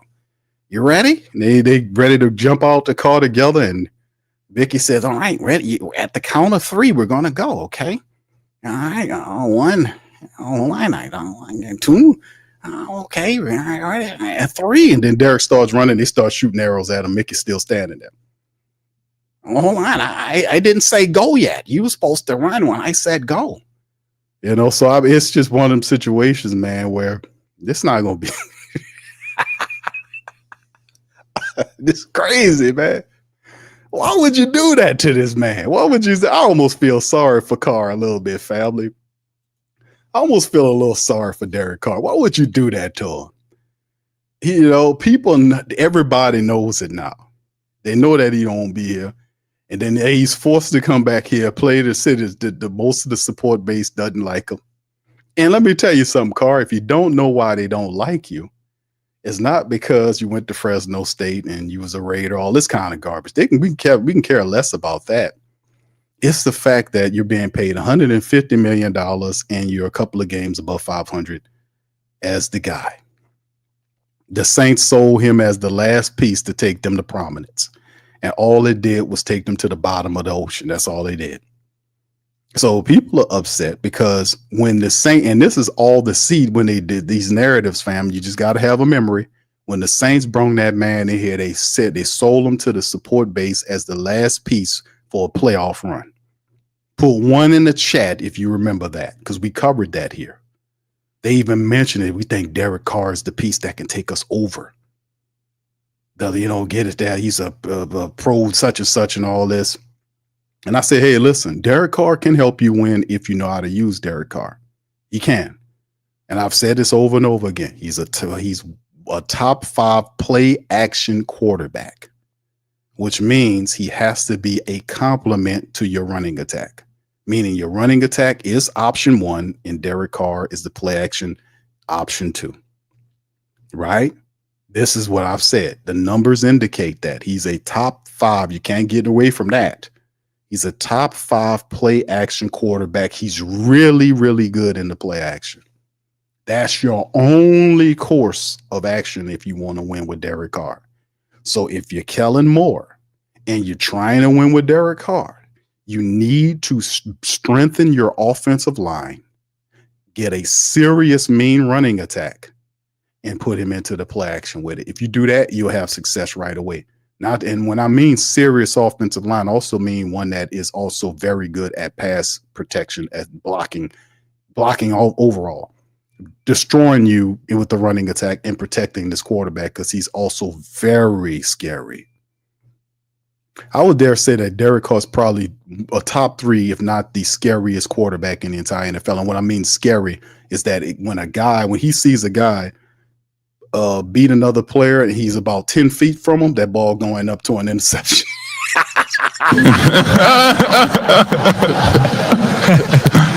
That goddamn ball going up for a pick, baby. You know it. You like, Q, come on. You want some receipts? How about we go back to that Kansas City game? The Saints was coming out that game, man. They was running the football. We was advancing. We was moving. We had the flow, baby. We was Bruce Leroy in that joint. We was Bruce Leroy. We had the flow. We had the glow. We was moving. And then what Derek Carr did when that guy moved around, that guy was 7 feet away from Derek Carr. And he put that ball up in the air. And I'm like, what is he doing? Just threw it up in the air. And it rainbowed and the guy picked it. And then they asked him at the end of the game, what you was doing? Oh, I was trying to throw it out of bounds. You were so filled with fear that you threw the ball like a rainbow and the guy picked it off, and that changed the momentum of the game because the Saints were moving the game. They had good vibe and energy moving the game. And then when he did that, all that shit went away. It all went away. And I'm like, man, how you got $150 million quarterback and the guy is scary like that? My God. Boy, I never see even these backup players that we have don't have that much fear in them. That guy, man, that boy could teach deer something when the headlights on him. I was like, good Lord. But like I said, man, I'm not mad at Derek Carr for wanting to leave here, man, because his protection is gone. His protection is gone. Dennis Allen is gone. And he's going to be out there in Front Street. Shout out to Thank you very much. Picking me up, bringing me back to this world. Oh, that boy could teach deer on the highway some shit about being scared. Good Lord. All right. Thank you, YO, man. Appreciate you, man, for that much love, man. Appreciate you. Oh, man. Damn. All right, anyway, let's move along, man. We done had enough time, man. Like I said, I'm not mad at Derek Carr, man. I'm not mad at you, brother. I understand, man. You thought you was going to come down here and be like, yeah, I'm going to get that $150 million. We're going to win a few games. I'm going to dazzle them with my accuracy, my accuracy. But they got this goddamn guy down here, man. He got a show. And he picks apart the fact that he understands how I've been doing it. Yeah, I understand. You check the ball down 5 to 6 times a game, sometimes 7. That'll definitely help your stats, your accuracy. The shit ain't deep, fam. Not at all, baby. It ain't deep at all. Here are the 2025 offseason workout dates for Kellen Moore and the Black and Gold. Shout out to NOLA.com, baby. The Saints announced its official 2025 offseason workout program dates on Thursday. So y'all write this down if you hadn't already had an opportunity. The Saints' first day of workouts begin April the 14th. How about that? Voluntary minicamp will be held April 22nd to 24th. Organized team activities, also known as the OTAs, are May the 20th through the 22nd, then May the 27th, then May the 29th through 30th, then June the 2nd, then June 4 through 5. No live contact is permitted in the OTAs, but 7-on-7, 9-on-7s, and 11-on-11 drills are allowed. So once again, those are the dates that the Saints will have for the up and coming season. We get closer and closer to that draft, baby. As a part of the CBA, the collective bargaining agreement, teams can hold a mandatory minicamp for veteran players. The Saints mandatory minicamp is June the 10th through the 12th. The CBA also allows each team a 9-week off-season program broken up into 3 phases. Phase 1 is 2 weeks limited to meetings, strength and conditioning, and physical rehab only. Phase 2 is the next 3 weeks and consists of on-field workouts. The workouts can include individual or group instruction and drills, as well as, quote, perfect play drills, end quote. The drills can have offensive and defensive linemen lining up across from one another. Teams can go through practice at a walk-through pace. No live contact at this phase is allowed. Then the phase 3 of the program are following 4 weeks, which feature the organized team activities. New head coaches like Kellen Moore are entitled to conduct an additional voluntary minicamp, veteran minicamp that is, but it must be conducted before the NFL draft on April the 24th through 26th. So we'll be looking forward to that. Each team can also hold a rookie football developmental program for a period of 7 weeks, which begin May the 12th. So that go a few things right there, fam, just to kind of put y'all on game about things coming up with the Saints off-season workout program. How about that?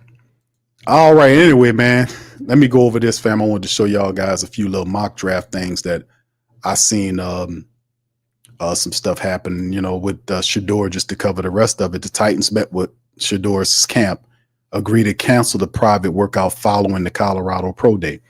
Now, it's a lot of talking is that the Titans like Cam Ward.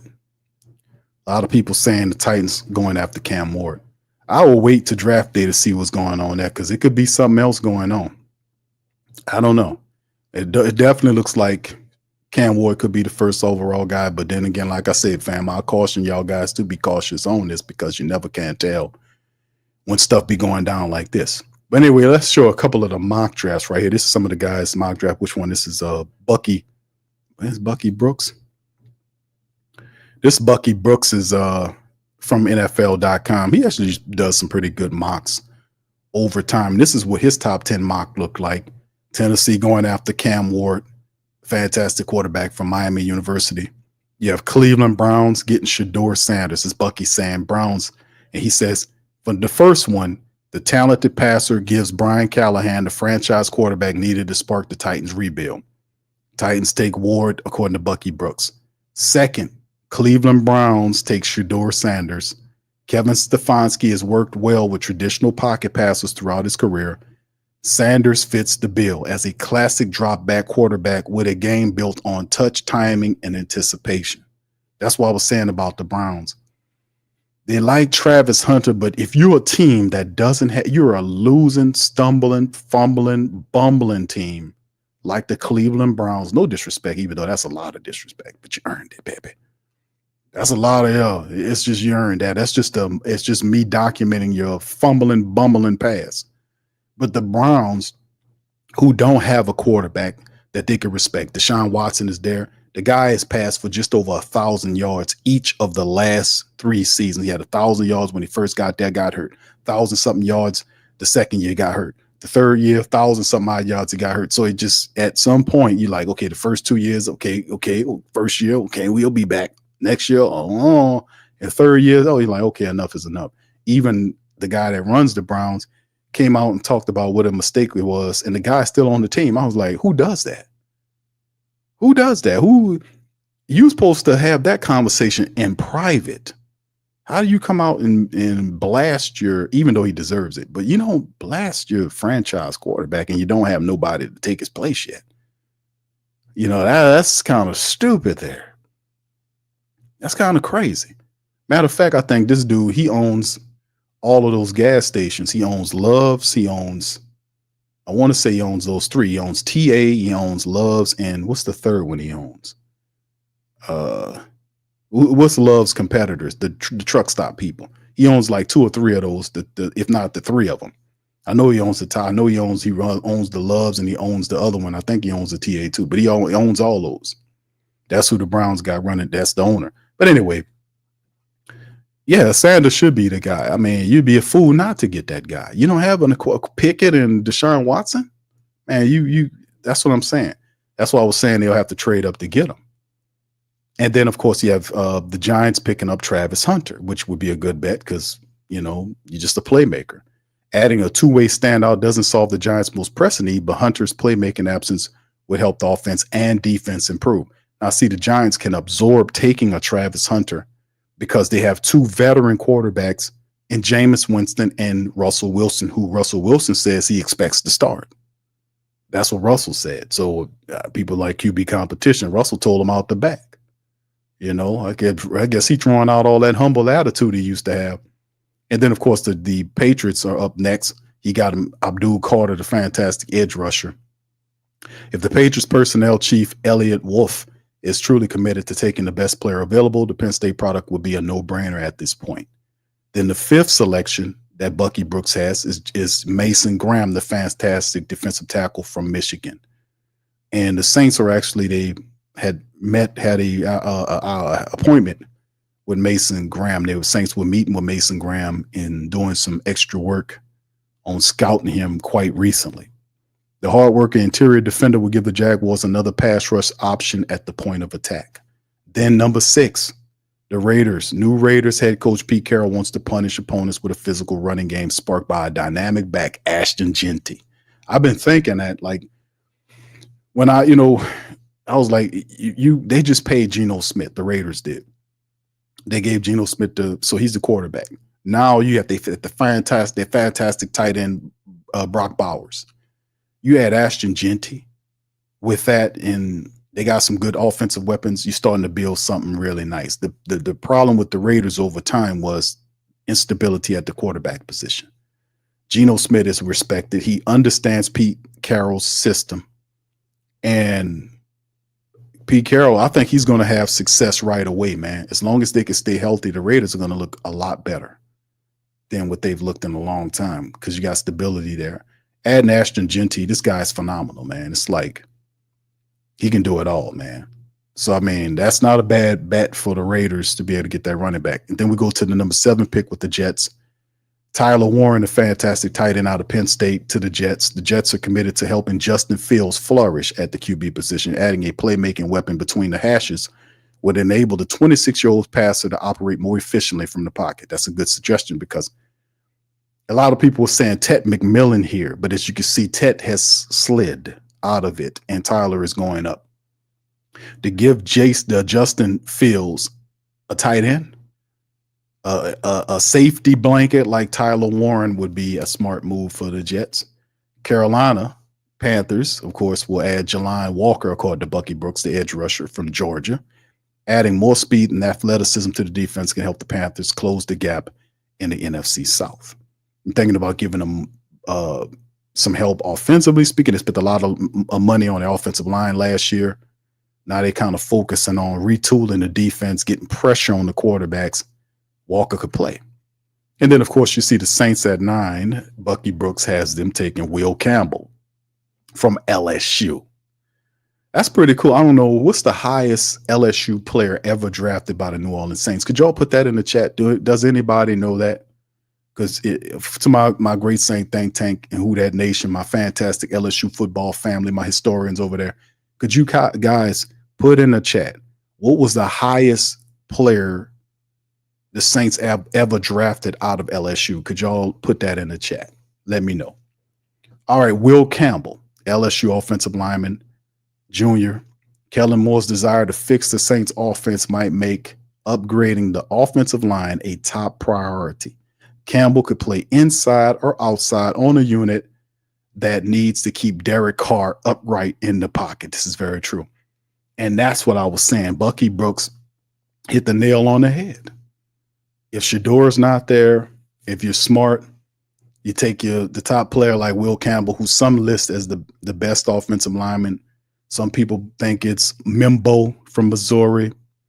I'm starting to see Kevin Banks Jr. slide down some. Mimbo is going up. But if you are able to take any one of those guys, and of course I'm going to be favored toward Will Campbell because I'm an LSU man.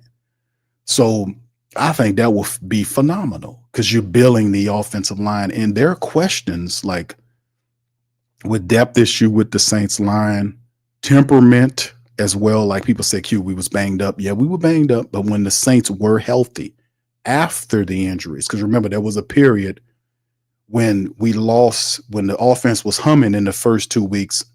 It wasn't injuries in.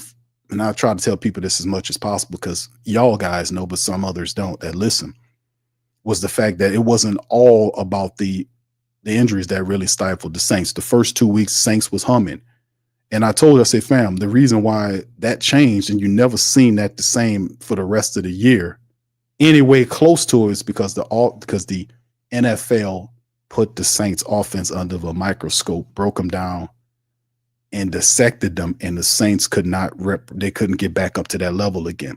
Because even when you did get all of your guys back, remember, you got all of them back healthy several weeks later, and they played together about 4 games. I think it was 3 or 4 games where the offensive linemen came, where they were back healthy again and working together, and it looked like trash. Because the temperament of the Saints offensive line is questionable. They don't play with a fiery temperament. They too laid back. They were going through the motions. And you cannot have that type of temperament if you're going to be running the football. You got to have some upsetness. You got to be upset. They playing like a bunch of glitzy millionaires out there. You know, even though you're getting it handed to you, that's all right. I still get paid at the end of the game. That's how they were playing. You got Lucas Patrick running around here. He's a trash backup. You have Cesar Salad Ruiz, who my estimation is Cesar Ruiz should be the best offensive lineman on the Saints team currently. He should be.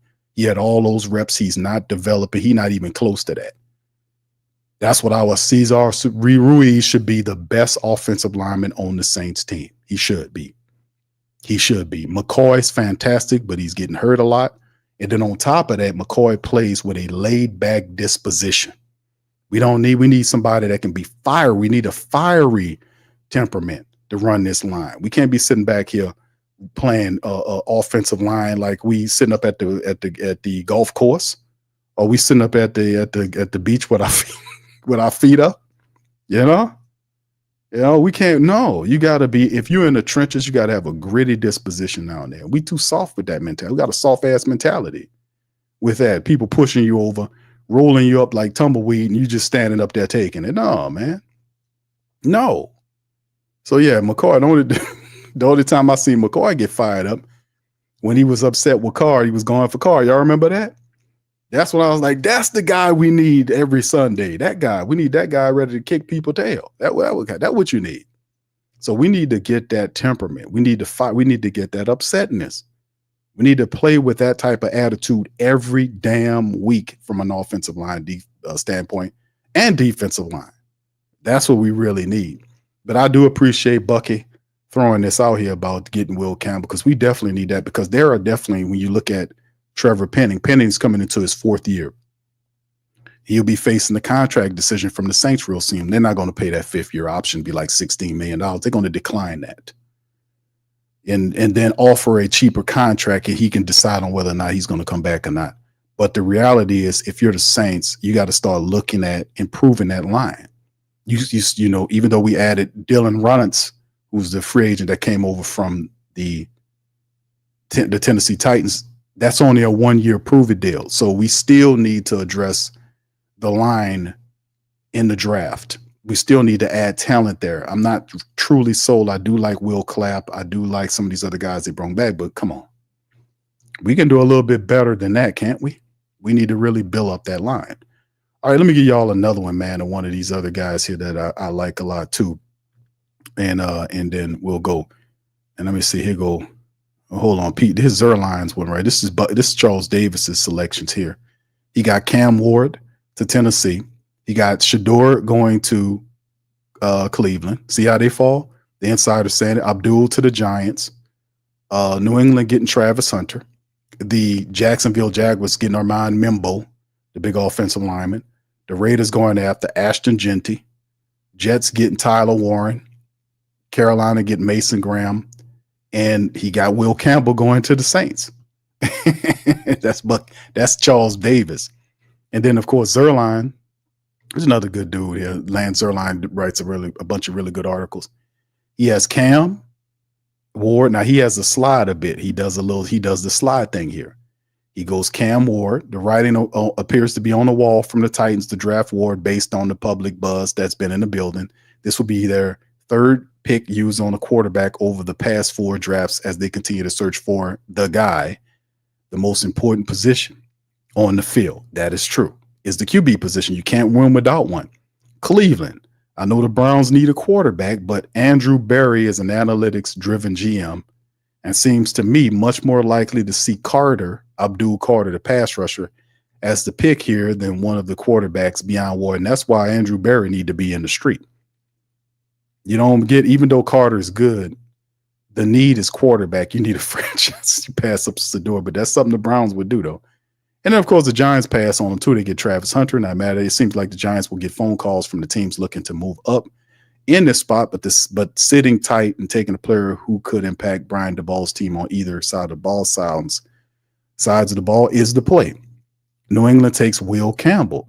I'm sure the Patriots would be more happy to trade out of this spot, but this might not be a draft in which teams are trying to move up early on. New England could desperately use help at the left tackle and takes a hard-nosed player whom Mike Vrabel should love. So they got Campbell there. Jaguars take Mason Graham, according to Zerline. Graham doesn't have the freakish size, length, or athleticism that others might offer, but he's tough, consistent, and productive, and that's what Jacksonville needs inside. Then, of course, the Raiders on the clock take Jelani Walker, the linebacker, rusher out of Green Bay, Georgia.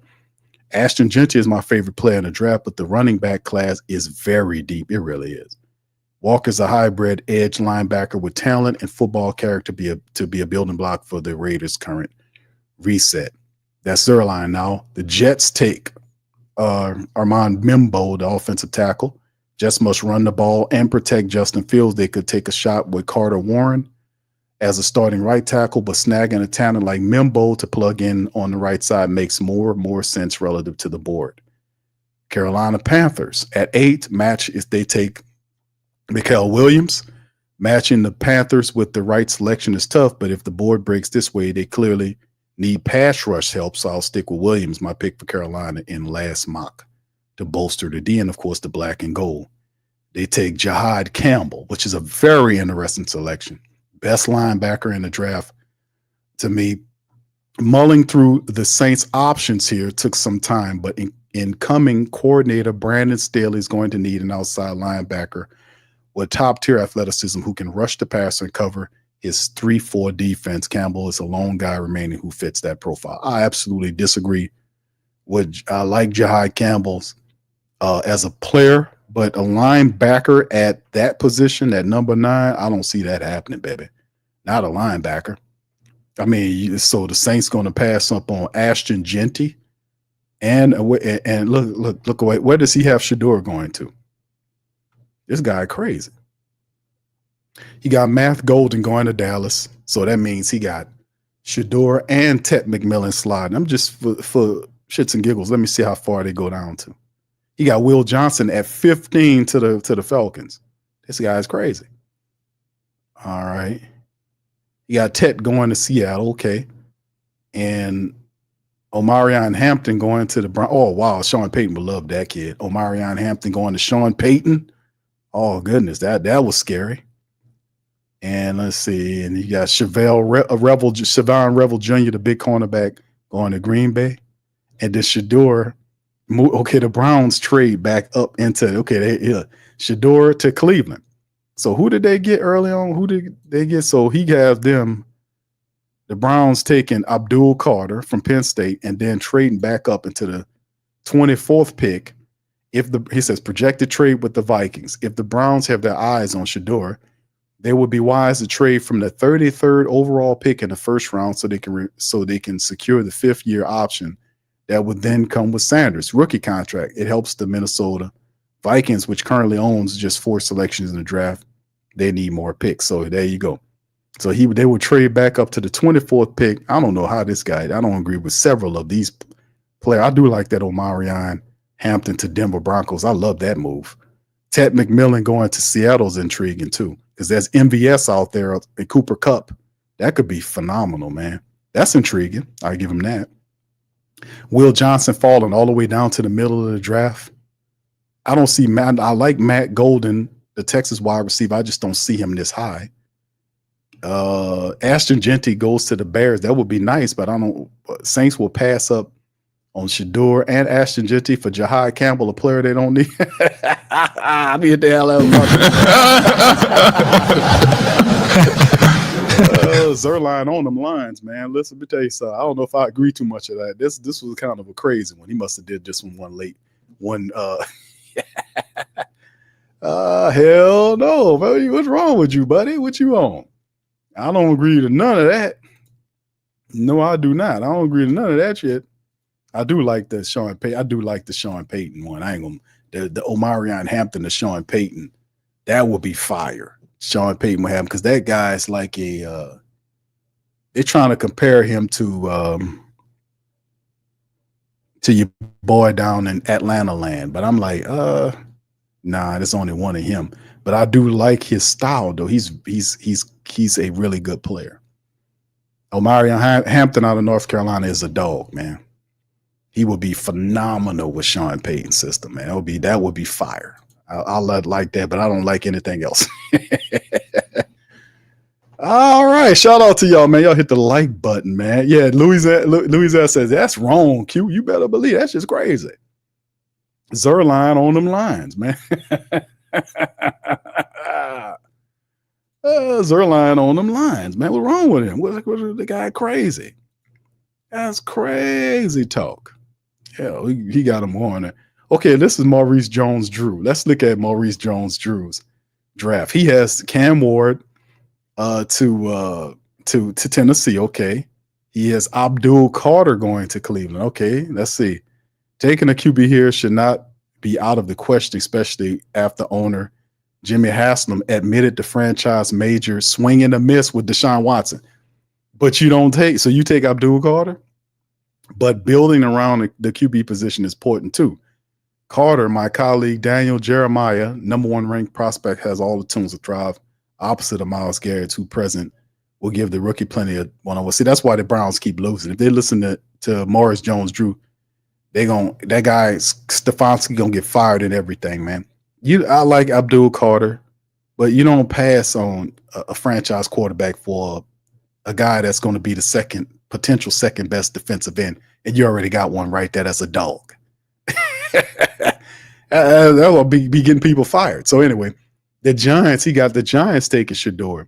Despite signing veteran quarterback Russell Wilson and James Winston, the Giants still need a long-term answer at the quarterback position. Sanders, crisp and accurate pass as talent, and Moxie become a star in New York.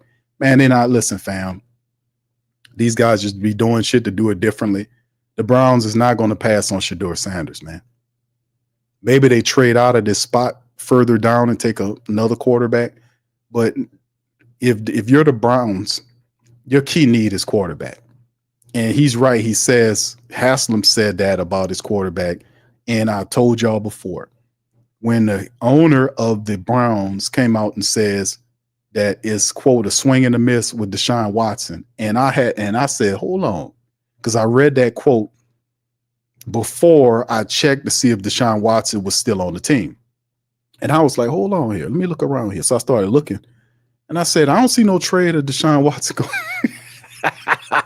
Guess what? He's still on the team. A swing and a miss, and the guy's the franchise quarterback. He's still on the team. So you got that pencils you in to take a quarterback. You ain't do nothing in free agency. You ain't signed nobody else in free agency. Oh, we're gonna pivot to this guy. You still got money and everything tied up into that guy. You see what I'm saying? You have to take a quarterback here. You got to take a quarterback at 2. You know? And the crazy part about it, taking Sanders here does not, people are not going to say, well, you took Sanders too high. No, that's where he's supposed to go. He's supposed to go 1 or 2 in the draft, him and Cam Ward. So, I mean, if the Browns do that, they need to just take the helmet and put a doo-doo emoji on the side of the helmet and just be like that. Just be, you know, the crap emoji. That's what the Browns got. They got a brown helmet there. Just keep it brown and just take a doo-doo emoji and plop it right there and put the C inside of the doo-doo emoji, and that'll be your logo. That would be what theirs. So you'd be that stupid to pass on a quarterback, and your owner sit up there talking about swinging a miss, and the guy's still on the team, the franchise quarterback you gave all that guaranteed money to. It's too late in the game for that. You got to keep what you got. You got to take a quarterback. Okay, the rest of it, he's got Will Campbell to New England, Ted McMillan to the Jags, head coach Liam Cohen names to replace or replicate what he had in Tampa with a pair of talented receivers. At the center of the offense, joining second-year pro Brian Thomas Jr. Oh, wow. McMillan is a big wide receiver, 6'4", 219, with ball skills and physicality to make contact. Oh, my goodness. I just got a view of that. Did y'all catch that, man? Brian Thomas and Ted McMillan on the same. Oh, wow. I know Ted McMillan says he doesn't like watch football tape by himself.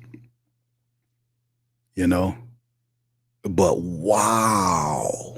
Brian Thomas and Ted McMillan are your wide receivers. Wow.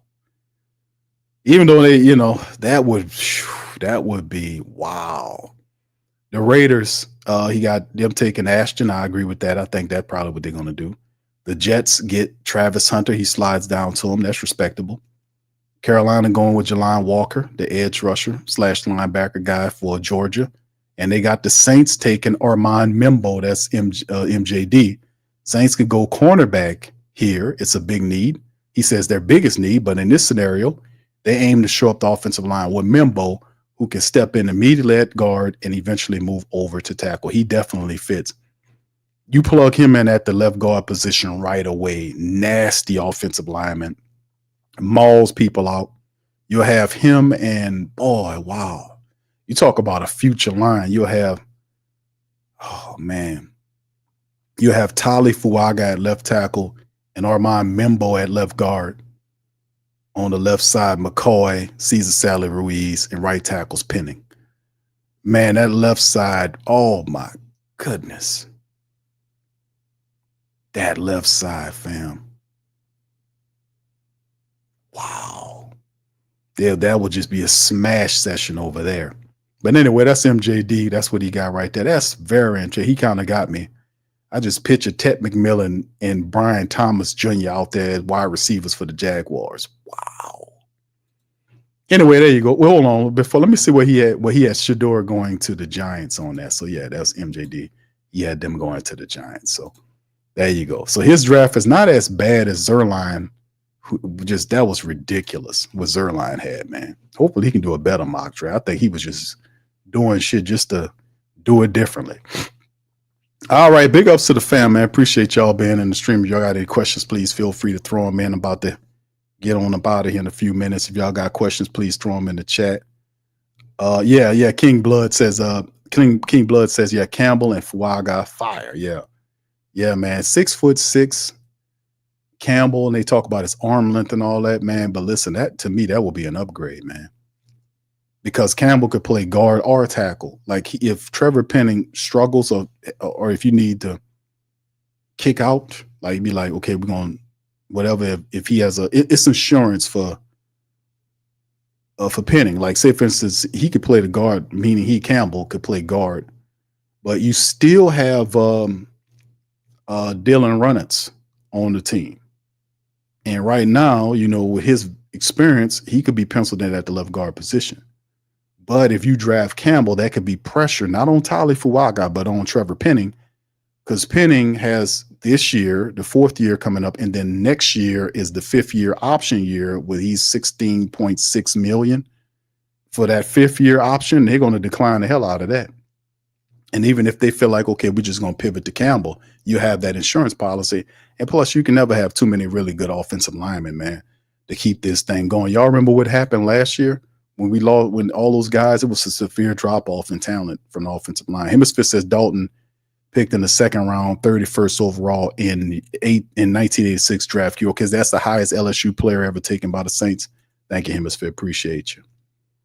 All right. Thank you, bro. My dog says Hillard was the highest. Thank you, fam. Appreciate y'all. I knew y'all was going to get to the bottom of it. Pelicans Nola says Cooper Flag running as far as he can to get from Willie and the Pelicans team. Pelicans are right where they're supposed to be, and with 5 games remaining, they got 2 matchups against the Bucks. They got a home game tonight against the Bucks, an away game with the Bucks. They got the Brooklyn Nets in between that matchup, and then they come home against Miami, and they close out the season with OKC. So out of those 5 remaining games, potentially I see 1 win there, and they're already with 21 wins on the season, possibly with Brooklyn a win there, but the Bucks are in the playoff chase. They're going to go ham on them. Miami and OKC is the best team in the league. They've got like 60 victories. They're running away with it. And besides the Pelicans are not playing any of their top talent. They've already benched Zion for some stuff that shouldn't have. He could have played with that, but they're trying to lose so they can get so they can be within the lottery in the 14% range with some of these other teams to have a shot at Cooper Flag or Harper or any of the top 2, 3. They're going to get at least one of the top 3 players in this NBA draft if they just keep losing. The problem is the losing helps you get a player, but at some point you can't logistically or logically rather come back, and logistically too, because it don't make sense how you moving the people around, but then pivot and look at the supporter base and say, hey, listen, we got this guy and we got Willie Green here. No, you got to get rid of Willie Green. You got to get Willie. You can't bring Willie Green back here after that. Well, it was the reason why we were losing because of the injuries. That's not true. When the Pelicans had their players, Willie Green didn't know how to use them. He was calling adjustments late. He was dialing up plays in the clutch moments of the game, all kind of stuff. No, he can't out scheme any of these coaches. I mean, it's just he's not an NBA head coach. No disrespect to Willie, but he's not a professional basketball coach. Like I've often said, and I've been saying it for the last several years, Willie Green got that job because he sold his soul. There was nobody checking for Willie Green to be their head coach. And he accepted that position because David Griffin told him, and listen, they didn't want Willie Green. They wanted Jacques Vaughn that year.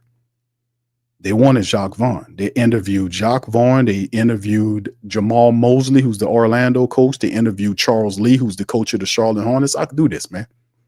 I'll do this. They interviewed all of them, and he was the only one out of all them guys that accepted the caveat that David Griffin told him that, hey, man, if you want the job, I pick your coaches. Any coach with some brains and some balls and some spine would have said, what you talking about, fool? I pick my own coaches. Not Willie. Not Willie. Not Willie. Willie with that big ass nose got up there. Give me the job. And then it's just been that he's a company man. So ultimately, the success the support base doesn't want Willie Green there because they recognize him as not as a good coach. He's not. You need to go and get a good coach. Go get Sam Cassell. Go get Tyler. What's his name? The coach that the Memphis Grizzlies just fired. Taylor Jenkins is his name. Go find a real NBA coach with a established, respectable resume that been somewhere. That's what you do. That's what you start there. And if David Griffin don't do that, he needs to go because it ain't hard to win. He trying to build a basketball cult and yelling about good human beings as opposed to getting basketball players that got some heart and some soul and some guts and not fold over like a cheap tent when they get pushed on aggressively by other NBA teams. Hell out of here. I've been telling them, been keeping it real like that, telling them people the whole time, man, the guy trying to build a basketball cult over there. Crazy. Oh, I know how to build a team. I won a championship. No, LeBron won that championship for you because LeBron was telling you what players to get.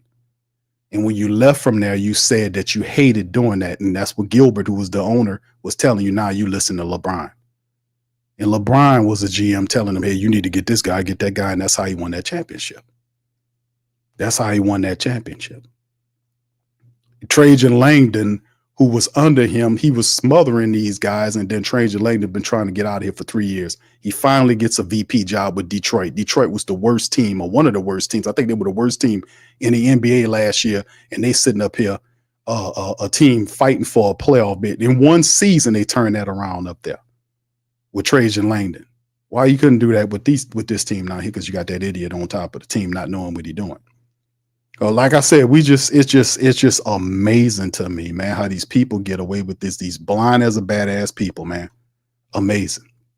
The owner don't know nothing. These people just crazy as hell. They don't do no evaluation on nothing. You can just screw up 1,000 times and it's just amazing to me, man. Accountability. What is accountability down here? Doc Strange said, what's up, gang? What's up, Doc? How you doing, fam? Yeah, it's been a while, brother. I did want to, yeah, I remember. Now, hold on now, AK. I said at first, let me correct that because you can go back. It's still on there on Deshaun Watson. I said Deshaun Watson would be a talent, but I realized what he was doing. Remember, I did the broadcast? I did the broadcast from my car. And I said, fam, they need to cut the string on Deshaun Watson because he's playing games. Because remember, with the play, I seen what the play was. I called the play out because the Saints offered him, because that was the move before what Dennis Allen was doing before he went to Derek Carr the following year. Y'all remember what happened? Because when the Saints was talking to him, Deshaun Watson wasn't going to come to New Orleans, and I seen what he was doing because the rumor was he was starting to try to get a competition going on between the Saints and the Falcons, and he was trying to use it as leverage to get a super team to get people to Atlanta because he's from there, and he was trying to go there. He was never coming to the Saints. He was using the Saints offer as leverage to pivot to Atlanta. And he was trying to get other people to follow him down there. And it changed when Cleveland jumped in there and foolishly gave him all that guaranteed money. Then he went to Cleveland. That's the play. And I seen the play, and I did an emergency broadcast from my car. Put one in the chat if y'all remember that. I called it. I said the Saints need to cut the string on Deshaun Watson. He playing games. I called it. I said this dude has no intention of coming to New Orleans. He's using the Saints as leverage to make a play to Atlanta to build a super team. He wanted to go back home. And then Cleveland jumped in there surprisingly and gave him all that guaranteed money, and he went to Cleveland. That's what I said. Yes. At first I did, and then I seen the play, and I said, nah, fam, this guy playing games. Because you got to look at it. Deshaun Watson, vision is what what's that old saying they say, fam? I forgot the vision. Y'all know what the vision about 2020. Y'all know it escapes me at this moment. But the Deshaun Watson that you seeing now at Cleveland is not the same Deshaun Watson you was getting in Houston. That guy was tearing it up with Houston. So it wasn't the same. That's number one. He had the shadow of the massage gate thing luring over his head. Remember that? The Tony Busby thing, all that was going on. That was luring over him at the time between what happened between him leaving Houston and going to Cleveland. Who Deshaun Watson was before he went to Cleveland, that was a total different dude. The money must have ruined him. The money definitely ruined him because he was a different player. Wasn't the same player. And besides, the history of Deshaun Watson and the Saints is something the Saints were looking at ultimately. They wanted to trade. They wanted to draft Deshaun Watson. Do you remember that? The Saints wanted Deshaun Watson. So what you see now is not the same as what he was then. Let's get that all together now. Let's get it all together now, baby. And that's what you do. That's how you bring that clarity to the game, baby. All right. What's up, Rudy? Shout out to Rudy, man. How you doing, man? Good to see you in the chat, man. Big ups to y'all, man. All right. OG apologizing for something, man. OG, what you apologizing for, man? OG, man, you good, brother. What you apologizing for, OG? You good, brother? All right. Savion Jones says Rudy. Okay, yes. Thank you, Rudy. I love Savion Jones. All right. Kai says Zerline's outside of his mind having Shedeur falling. Yeah. Well, some people buy the bunk. My brother Mont says Zion will be out for the playoffs with a hamstring injury and any other year at this point. So it's better he sit and eat his junk food. See this junk food eating butt down when we need. No, don't do that to him, brother. The man was in the best shape of his career. Don't do that to him, bro. Don't do that, my dog. Why you doing that, brother? I mean, you can't dog pile on Zion. This year, he was in the best shape of his career. See, and I've said this. Family, when people talk about injuries, they forget the fact that how a player gets injured. It's like he shows up to camp. Oh, shit, I pulled something wrong here. A lot of times players get hurt in game. Do you understand how often Zion gets knocked on his ass by people and the referee don't call the foul? He gets knocked down a lot. He's constantly complaining about the physical nature, the referee. And I'm telling people, I'm like, why nobody don't remember none of that? He sit up there, he don't complain to the refs. Griffin them don't file paperwork in the NBA about calling these better plays and protecting their star. If I'm Zion's coach, I'm complaining all the time. Every game, them referees gonna hit me. They're gonna have to respect me. If I get thrown out of the game or or fined for complaining about the officiating of my star player, then I'm just gonna have to lose the money. Guess what's gonna happen? They're gonna pay that money. Guess who they are? Zion and all them players. They will pay that fine for you if you stepping up for them. Because that's for his benefit. Because he can't do it. Somebody gotta take the weight. Somebody got to take the weight. We ain't gonna stand. You ain't gonna stand for nobody that's not gonna stand for you. Who does that? Who gonna do that? And Willie Green famously said, "I want to keep my money in my pocket." Well, you get to keep that as you watch the games like I do. Hopefully, they get your ass up out of here. Who that died? It says, Q, you know what I feel about Willie. Yeah, Willie Green got to go, man. I know we talking Saints, bro, but these are the same crazy people running the team. Hennessy, what's up, Hennessy? Say, I would love for the Saints to move back a few spots, if possible, in the first round and pick some draft capital. I guess, bro, if your top players are not there, I guess it wouldn't hurt to move back, right? But who would you be moving back for? What would you just be doing it for extra picks? Saints got a ton of draft capital. What would you be wanting to do? Because the thing is, at 9, bro, you are in position to get a top player. You're in a position to get the top safety. A lot of those mock drafts, the top safety was still available. The top cornerback is available. The top linebacker, even though you don't want to go linebacker, is available. Top offensive linemen are there. The top offensive guard is there, not named Mimbo. It'd probably be Kevin Banks Jr. Perhaps Campbell. You're going to get a shot at a top wide receiver there. If Ted McMillan, if you don't like Ted or whatever. The top tight end, if it's not Tyler Jenkins there, you're going to have another really good tight end or player. You're going to get a really good player at 9. So why would you want to move back? Is my point.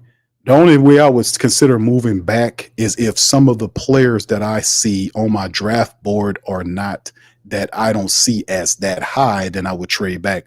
Or if I needed more draft assets because I didn't have enough picks, then I would consider moving back to accrue more talent in terms of assets, picks. But the Saints sitting on a bunch of draft picks. So at 9, it's not like they ain't going to find somebody there that's going to help them in some capacity, right? They'll find somebody, whether it's a safety or corner. You need help at the cornerback position. Your boy from Michigan, Will would be there. Jahdae Barron, the fantastic cornerback from Texas. Man, it just depends, bro, on what you want to do. But I get what you're saying, man. It's an option, right? It's an option. All right. Anyway, any questions? What's up, Scoob? Shout out to my brother Scoob, man. Yeah, right. Hindsight is 2020. But see, that's what I'm saying. Remember this with the Deshaun Watson thing, because I don't delete none of this. I've been doing this for over a decade, so these shows are still here. But I do, when I was talking about Deshaun Watson, it was in respect to a franchise quarterback. And remember who Deshaun Watson was when he was with Houston and what he is today is two different people altogether. He was playing. He was putting up big numbers for the Texans, right? He was winning there. The system was right. He got all that money and he went up there with Stefanski's system. He can't stay healthy. He had all that scandal attached to him. And it didn't work. But realistically and truthfully, when I seen what he was doing, he had no what's the word I'm looking for? He had no intention, perfect word, of signing with this or signing with the Saints. He had no intention. All he was doing was using the Saints deal as leverage to go to the Falcons, because remember the Falcons got rid of your boy. Didn't they get your boy out of there, the quarterback they had? Anticipation of landing Deshaun Watson. And Deshaun Watson played the Falcons because he pivoted and took the guaranteed money from Cleveland, which was a disaster. He got broke off, but it destroyed his reputation, But he was wanting to go to Atlanta. He had no intention to come into New Orleans. And I seen that, and I was like, let's pull the plug on this. Let's stop this right now. This dude playing games. All right, yeah, we let him know. Yeah. All right, English. My dog says Q. I didn't call him fat because he's not fat, but he still eats junk food. How is he eating junk food, bro? You seen him smash down some burgers or so? I mean, John, as far as what he was saying, and look how he looks. They can't talk that shit about Zion this year like last year before. I get you that, because he was telling that on Gilbert Arenas' show. We played that on the show. But Zion Williamson ain't the same Zion Williamson. And the reason why they shut him down was because they're trying to lose.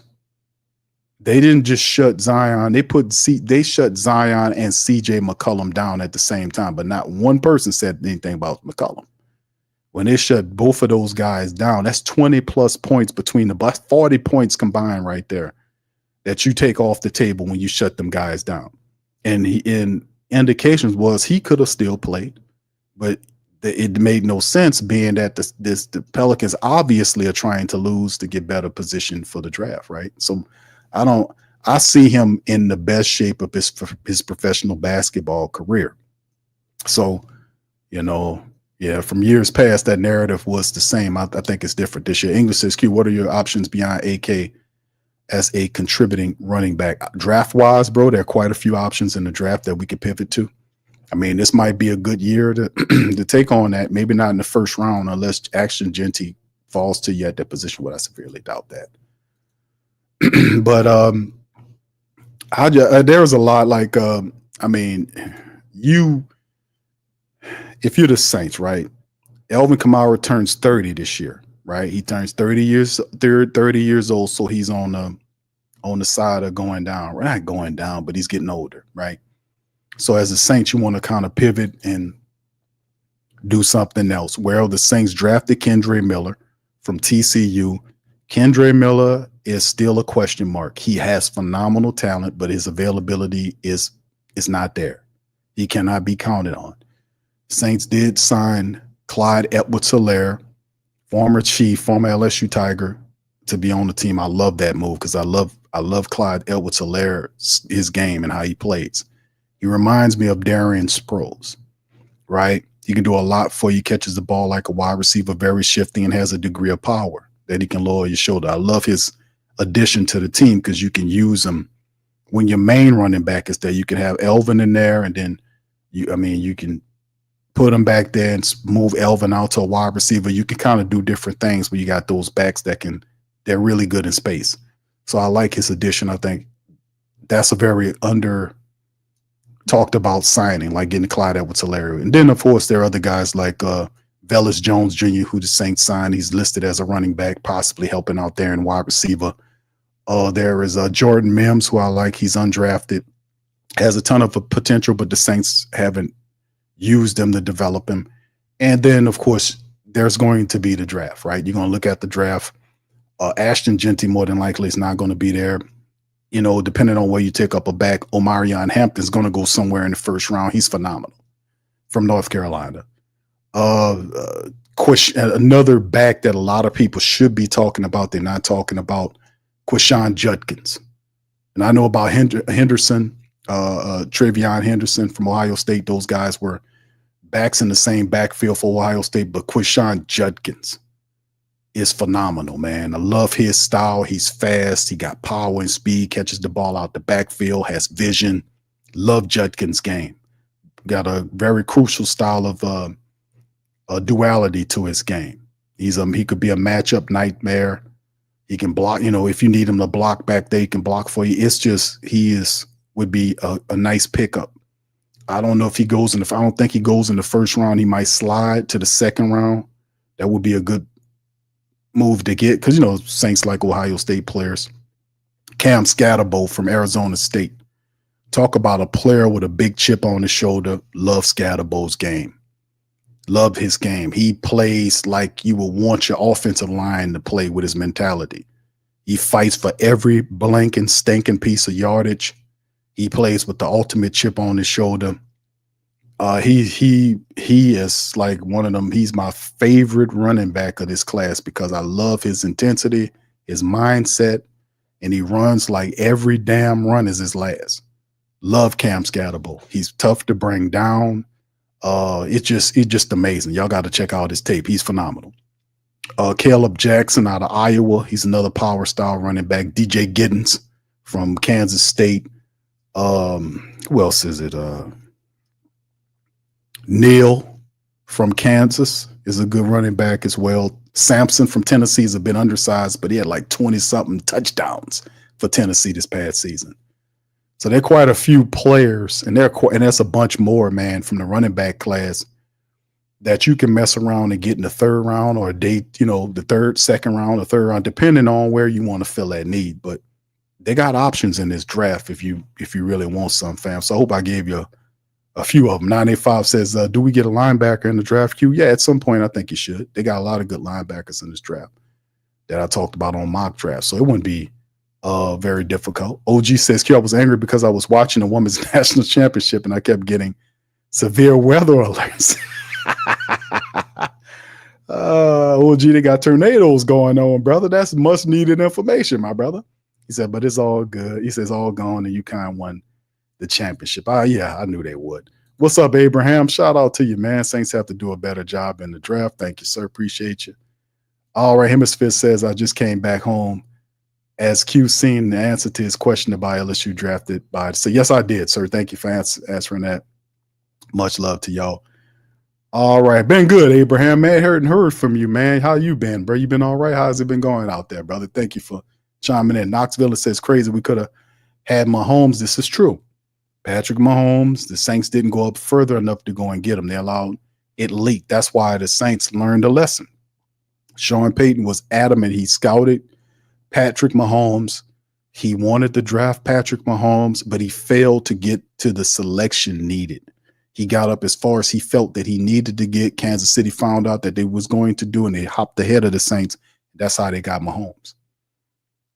Also, the Lamar, you got Lamar and Deshaun, but got none. Yeah, but Lamar Jackson was one. The Saints had a shot at Lamar Jackson. Crazy as it is, they chose Marcus Davenport when the pick came up for the Saints to draft, and people thought that they had traded because they traded to move up to the first round in that area to take Lamar Jackson. Because I was doing the watch stream looking at it, I'm like, oh man, the Saints, we got Drew, man, they about to get Lamar Jackson, boy, and then Marcus Davenport, like, who? And look what happened. You won't talk about foolishness. We done been through some stuff. Yeah, and the Deshaun Watson thing. Yeah, but yeah. He said all players have left that are excelling now. Bond, Alex Anzalone, CD, Trey Hendrickson. Yes, that's a very interesting take, brother. Jay says, Q, why do you think the Saints are?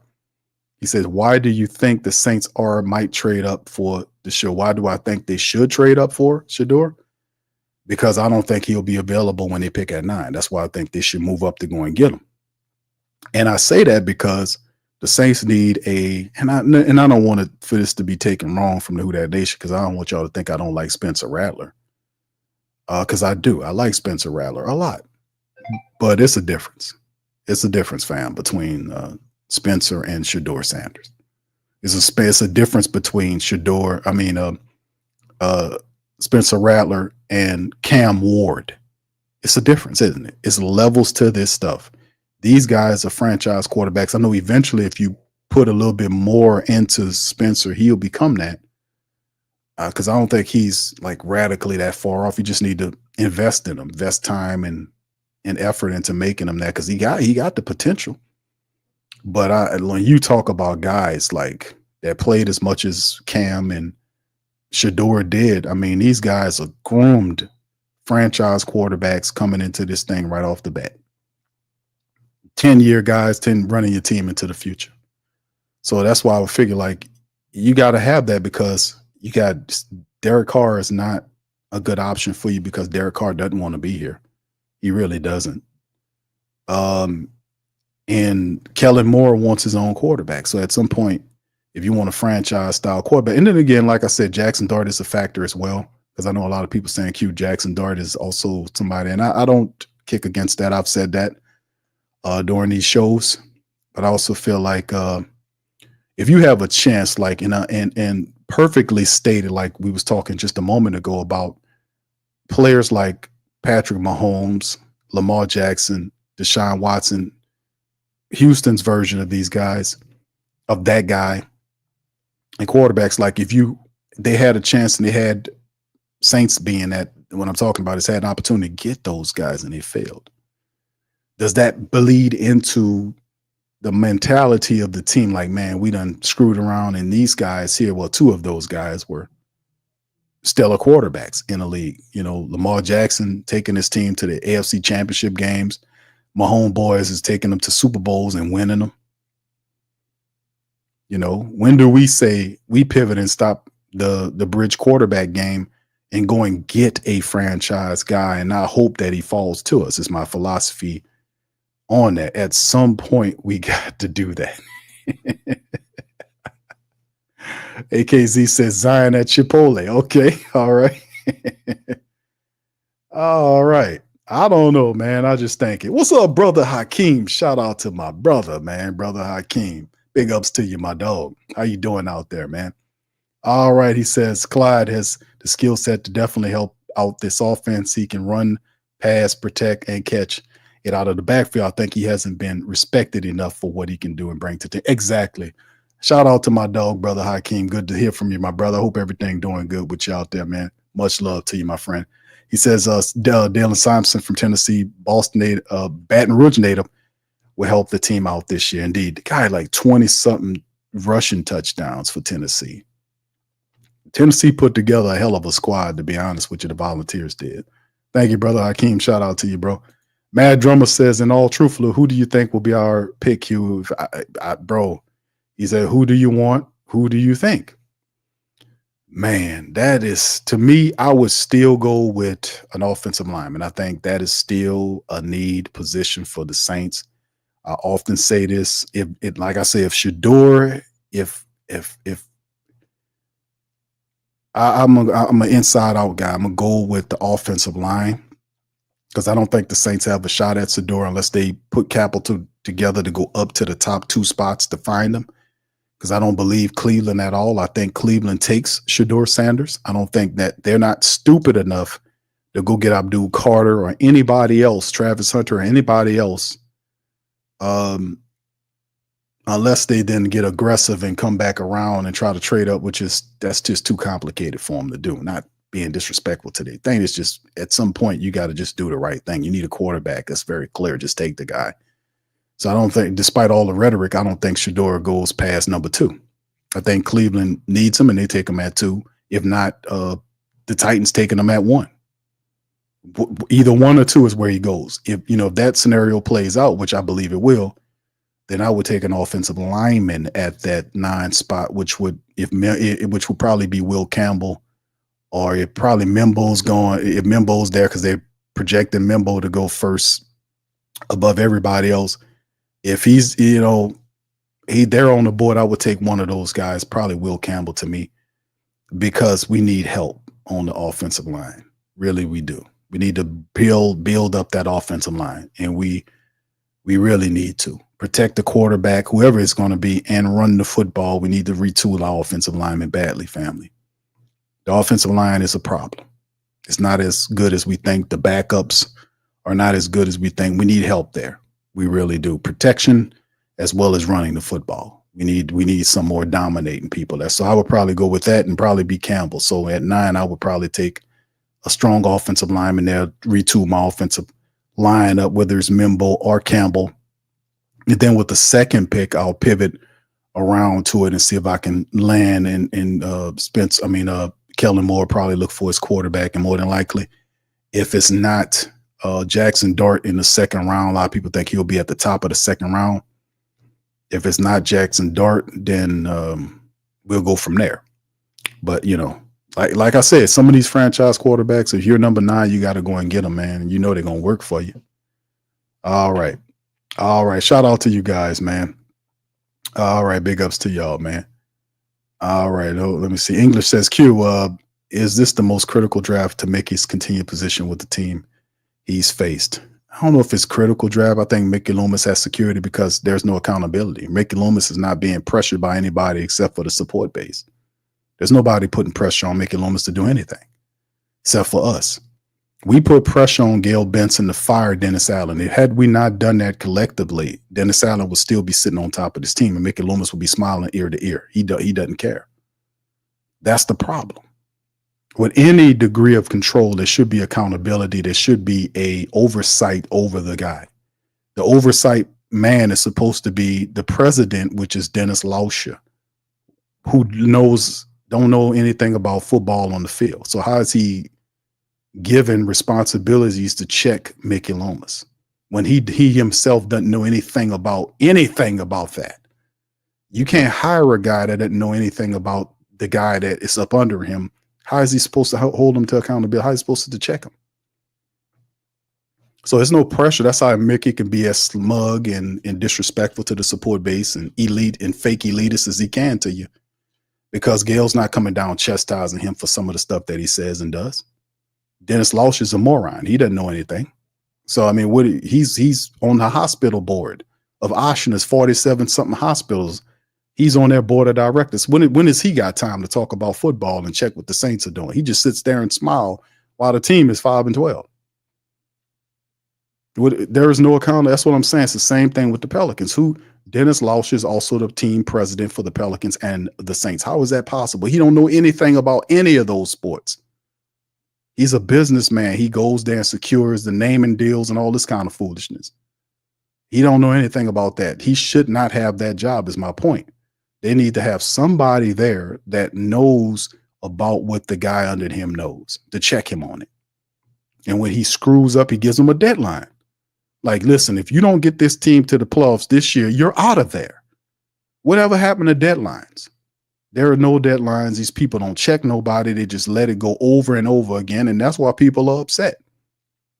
How you running this team with no accountability and they losing every year, and you stand up before thousands of people and blame it on the injury, the invisible injury monster. Never blame it on a dumb possum face coach who backstabs his team, who doesn't know what he's doing in his play calling, him not getting the team prepared to play, picking the wrong players, calling the wrong schemes. They never blame that. It's always the coaches, it's injury monster. Never that. You never had Cam Jordan get up off his ass and say, well, Dennis Allen was screwing up. He backstabbed the team, threw us under the bus. Never hear that. You don't hear none of that, because the injury monster is like the wind. They beat up on the wind. He don't fight back. So they blame anything that don't have arms to fight back. And that's, people are tired of that. You can't sit up here and blame injuries every year for why you're failing, but still want to take money from us. No. Enough is enough. If it really injuries, get up off your ass and go and fire those doctors and get somebody else that's better. You have access to tens of millions and billions of dollars. You can hire the best doctors, the top of their field in soft tissue injuries and bones and all this kind of other stuff. The best trainers you can find. Go get them. You do that. Watch how you see it changes. See, it's the answer for everything. I ain't gonna let you stand up here in front of us and blame shit all the time. Oh, hold on now. God damn it, Q. Hold on. I've been listening to you for the last 2 hours. Hold on. Yeah, you were saying you were doing good. I'm doing hold on until you mention my name. Hold on. The injuries was the reason why. Hold on. No damn injuries. Get your ass out of here, man. Tired of that foolishness. And they do the same thing on the Pelican side of thing. Oh, it was the injuries, Q. That's why we couldn't do it. So you mean to tell me when he had his players, they were still losing? They couldn't consistently put games together. When they had it, that's the thing. People don't believe these people.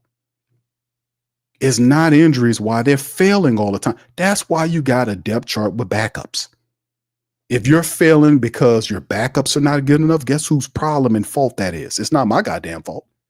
It's not OG or AKZ, Jaden, Deborah, Beverly, Scoob, GM Kev, 985 Live, YO Abraham, Backwoods, Bronze. It ain't none of their faults why you failing every year, standing up there for the last several years talking about injuries is why you failed. Man, get out of here with that, man.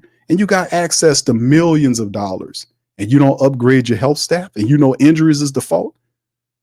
That's what I'm saying, man. That's a lie. If you really believe that, you would spend that money and retool that medical staff and get the best doctors in the world to help you win if you were serious. And that's the God's honest truth. That's that real deal right there, baby. You heard me? All right. So anyway, Hemisphere says if Shedeur isn't there at 9, I think we would go QB in the second round. Indeed, bro, I can get that. I mean, there are quite a few QBs in the second round that you can pick to that the Saints did look at.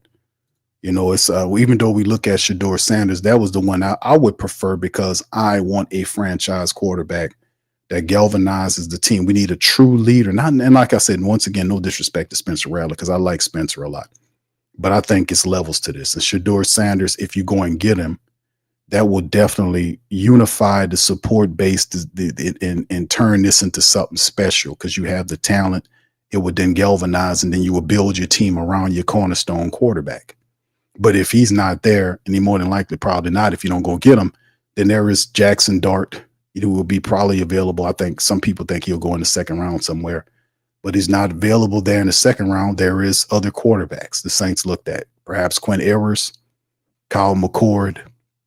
You know, some people believe Tyler Shue, even though, I mean, he got good tape, but it was 1 year of really good play from Tyler Shue out of Louisville. He did all right. Will Howard's also a quarterback that a lot of people are not looking at. He did a really good job for Ohio State. He could be somebody later on.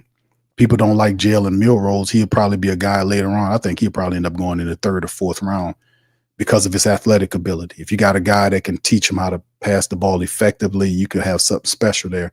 I don't see him as a franchise quarterback, by the way. He's just another athletic version of a guy that can do different things for you. But if you're talking about franchise quarterback, something like that, you know, we'll see.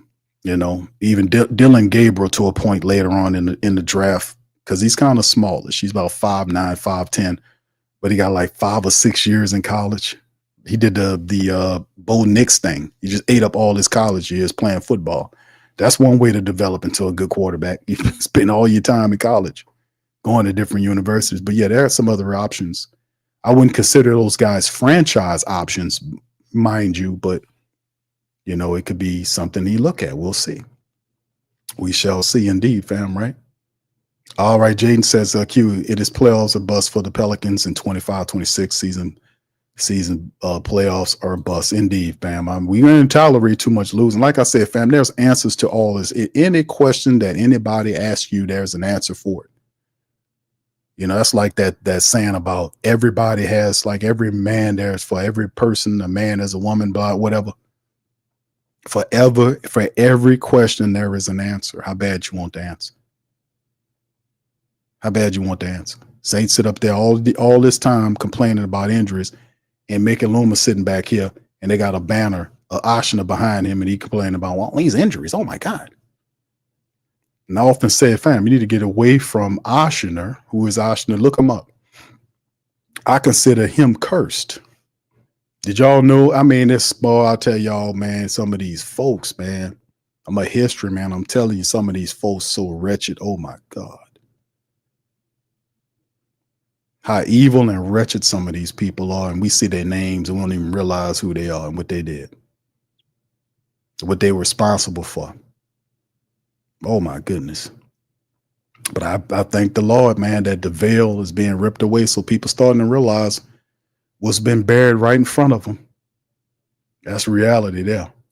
All right. Thank you. He says Q was blaming injuries more than right. Mike, he says MG or DG. Who is it? Who's blaming it? I would have to say between David Griffin and Mickey Loomis, I would have to say they both do a good job each by blaming injuries. They'll have a meeting and says, well, listen, hold on now, David. Hey, hold on now. I want you to, this is what we're going to do. We're going to blame injuries. And I want you to do the same thing with the Pelicans, okay? Hold on now. And David Griffin say, oh, yeah, Mickey, that's what I was going to do. I was going to blame injuries too. You know, we're going to blame injuries and they'll go for it, right? Yeah. Thing is, you can get Cooper Flagg. You can get Harper for the Pelicans. And the reality is nothing would change unless you get leadership at the important position of head coach. Same thing over and over again. None of these teams have any identity. Saints don't have any identity. Pelicans don't have an identity. You cannot win in team-based sport without an identity, a positive one. What do we do really well? What do we believe in? And what will we do every Sunday or whenever we play? What will we dial into and work behind to win a game every day, whenever we play? That wasn't the Saints. Could somebody tell me what the Saints, Brother Hakeem and all my intelligent folk out there, could y'all tell me what the philosophy, what was the ID of the Saints over the last 3 years?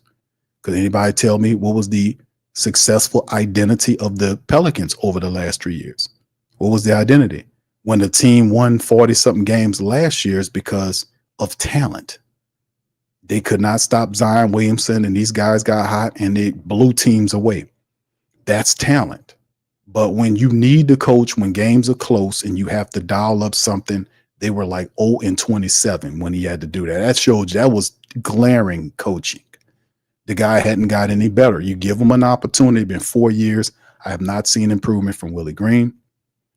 The possum got fired. We got Kellen Moore here. I expect better outcome for him, but Kellen Moore, some advice for you, man. Establish an identity right away with this team. Establish your identity. If you're a ground and pound running attack, establish that. Beef up your offensive line and go to work, baby. Go to work. Beef up the line. That's what I would do. That's what I would do. I would beef up the line. We need to run the football, fam. We would have to run the ball. All right. Brother Hakeem says Will Johnson, round 1. Okay. He says it's round 1. Mason Taylor. Okay. Emery. Okay. I see what you're doing, Brother Hakeem. Brother Hakeem got the LSU guys in there. Okay. And he says that the third is 44th from Ohio State, the defensive end. Okay. I got you, brother. Thank you for that. T. Roy says, what do you think is a good season for? He said, what do you think is a good season for the Saints this year? Good season? You mean like in terms of wins and losses? Well, we won 5 games last year, bro. So anything better than that, I guess, would be positive, right? I don't know, bro. I hadn't really thought about that, brother T. Roy. I really haven't thought about that. I haven't seen enough from the Saints to start talking about how many wins they're gonna get. I just hadn't seen enough. It's a lot of questions, more questions than intriguing questions, to be honest with you. I do respect the fact that the Saints, I do respect the fact that the Saints, the intriguing aspect of the 3-4 shift. You'll have Granderson and Chase Young playing linebacker.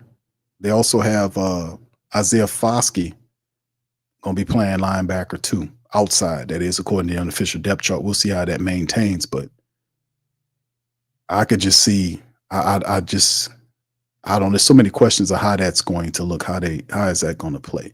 I do like Justin Reed. I think the Saints still could use some help in the cornerback room. I still think they could use some help on the defensive line. I'm not set with the defensive line, depending on how it looks. I think Cam shouldn't be a starting for you at this late development. He should be a bench player. So I wouldn't be upset if the Saints went defensive end early either, because you'll have 2 really good ones available. If Abdul Carter's not going to be there, obviously, but Williams from Georgia and Pierce from Tennessee. Oh my God. Pierce would be perfect for the Saints. So I wouldn't be mad. They go defensive end with Pierce at 9. Some people say that would be too high for him. They anticipate him being somewhere around the middle of the first round. The hell with that. Anytime you can tool up your offensive line, your defensive line, because remember the pressure, you got to get pressure to the quarterback. If you're trying to mimic some of the stuff that he's seen last year with Philly, you got to keep pressure on the quarterback to force them into mistakes, turnovers for your team, and that's just another thing, the way to look at it. But I don't know, bro. I haven't seen enough to start telling you how many wins they're going to get, bro. I need a little bit more time on that. Perhaps after the draft, maybe we'll be looking at that.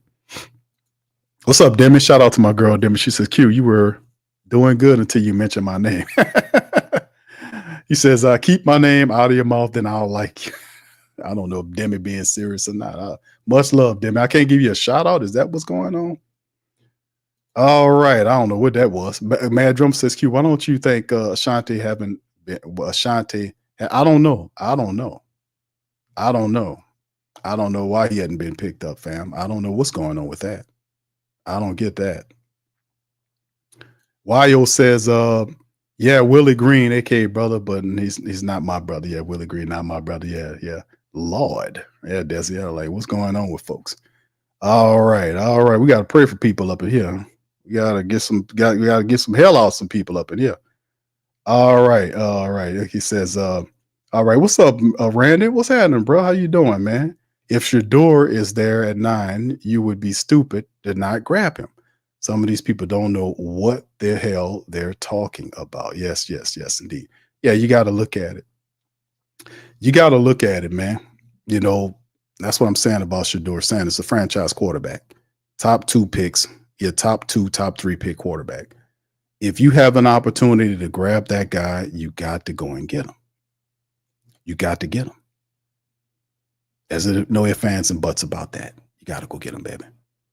Because you got to have, it's levels to this. That guy's a franchise quarterback. You got to go get him. Like I said, and this is a lot of it's like we think about like I said in the past, you got quarterbacks that the misses, like the Patrick Mahomes thing I talked about, the Lamar Jackson thing I talked about. It's so much stuff that the Saints missed on quarterback wise that factors into, hey man, if you have a chance to get the pick that gets the guy, go and get him.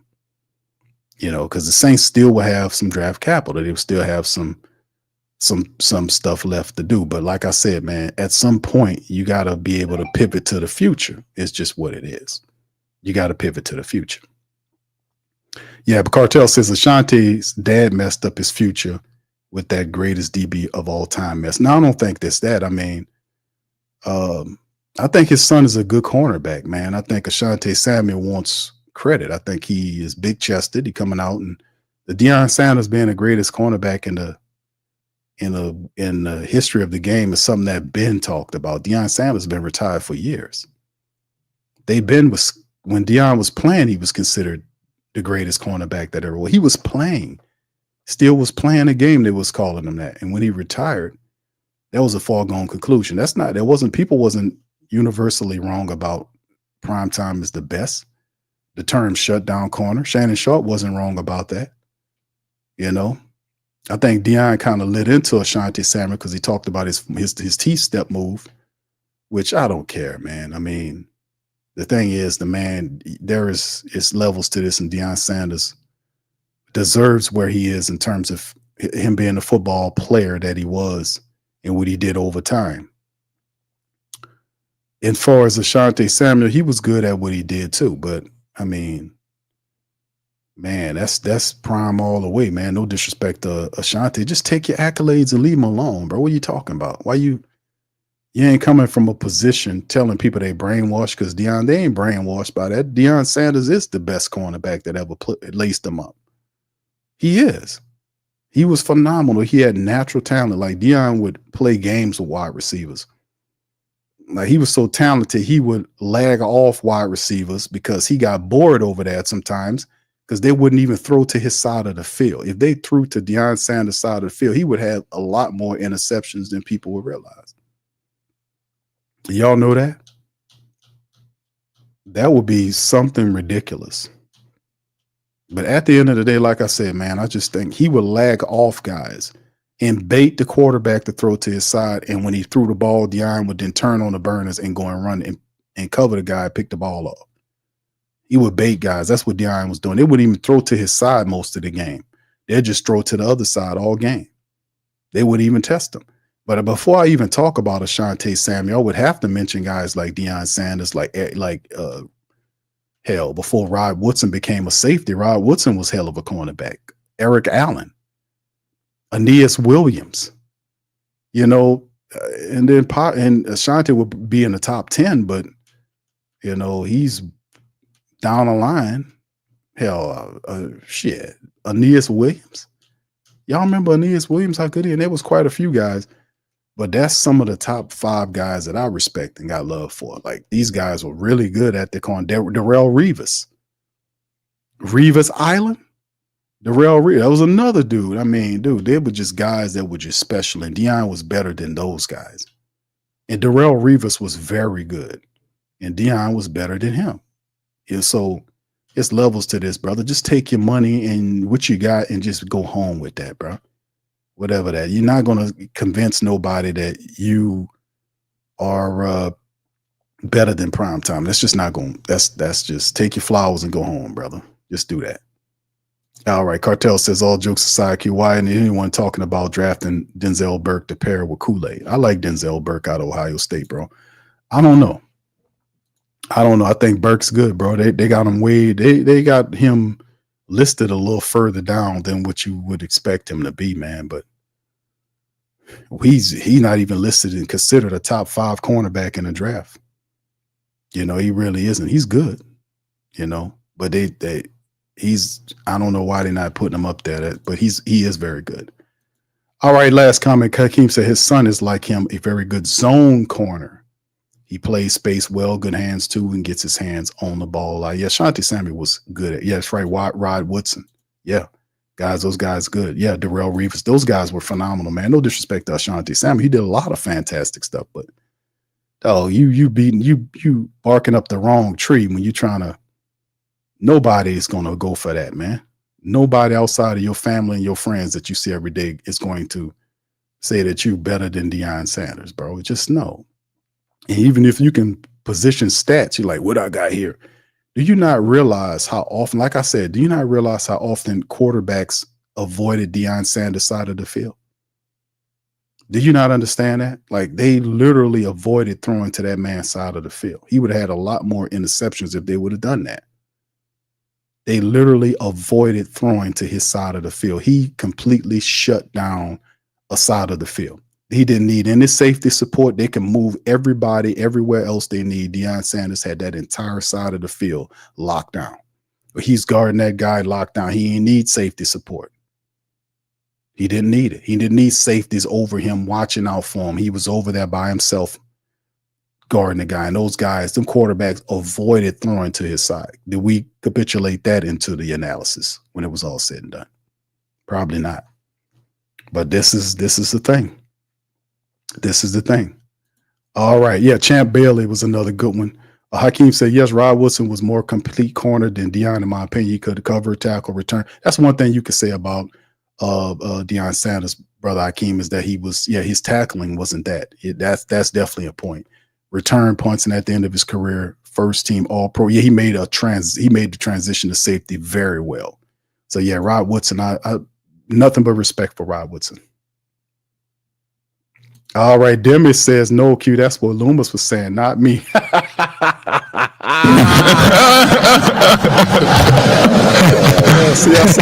See, Demi, listen, baby, listen, Demi, I love you. Demi, I said somebody got some hell in them, baby, and I was right. Guess who it is? Oh, hold on now. Hold on now. All right, Demi, hold on. I'm sorry, lady. I'm sorry. Hold on now. I almost got you. I almost got you messed up. Hold on. But thank you, Demi. Much love to you, babe. Appreciate you. Thank you for clearing that up. Jack says Deion was crazy good, high stepping on your QB. Yeah. Like I said, man, no disrespect to Ashanti Sam, because I respect greatness, and he was great in his own right. But when it come down to the best cornerback in the game, you won't find too many people that would put him over. And even Brother Hakeem made mention of guys like Rod Woodson, Eric Allen, Aeneas Williams. Even he mentioned Patrick Surtain was a good one. If you put a Champ Bailey was good for a long time. Darrell Green. What about Darrell Green, y'all? Remember Darrell Green? He was a solid one. There was so many fantastic guys that's up there. Do I put Ashanti Samuel ahead of Darrell Green and all those other guys? I have to think about it. I would probably say no. Yeah, I probably would say no. But like I said, just be good. Just be happy where you are, man. Just be happy. You don't have to try to steal any credit from anybody else, man. That's crazy. Jack says maybe Jeff Ireland has that hell in him since he has been some controversy around. Well, Jack, he didn't say any.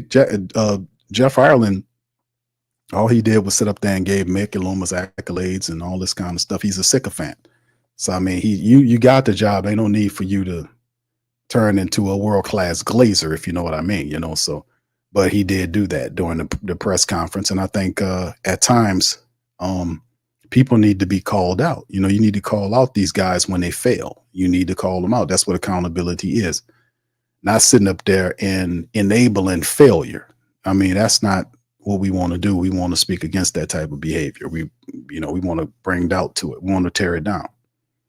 Yeah, YO said he was the fastest. Yeah, Patrick Surtain, Derek Stingley, are those guys now. Surtain, you remember Patrick Surtain originally, his father was pretty damn good. So there are a lot of really good players. And Ashanti Samuel's one of them. He's just not the top guy. He's not the top guy. So anyway, man, listen, and that's Ashanti Samuel talk kind of was spurred on by the fact that Ashanti's son is out there. I don't know, fam. I think probably his asking price is a little too high. Because usually when a player like that is out there, and I'm like thinking, why is he? What's up with that? Why is he? That's like when fam asked me about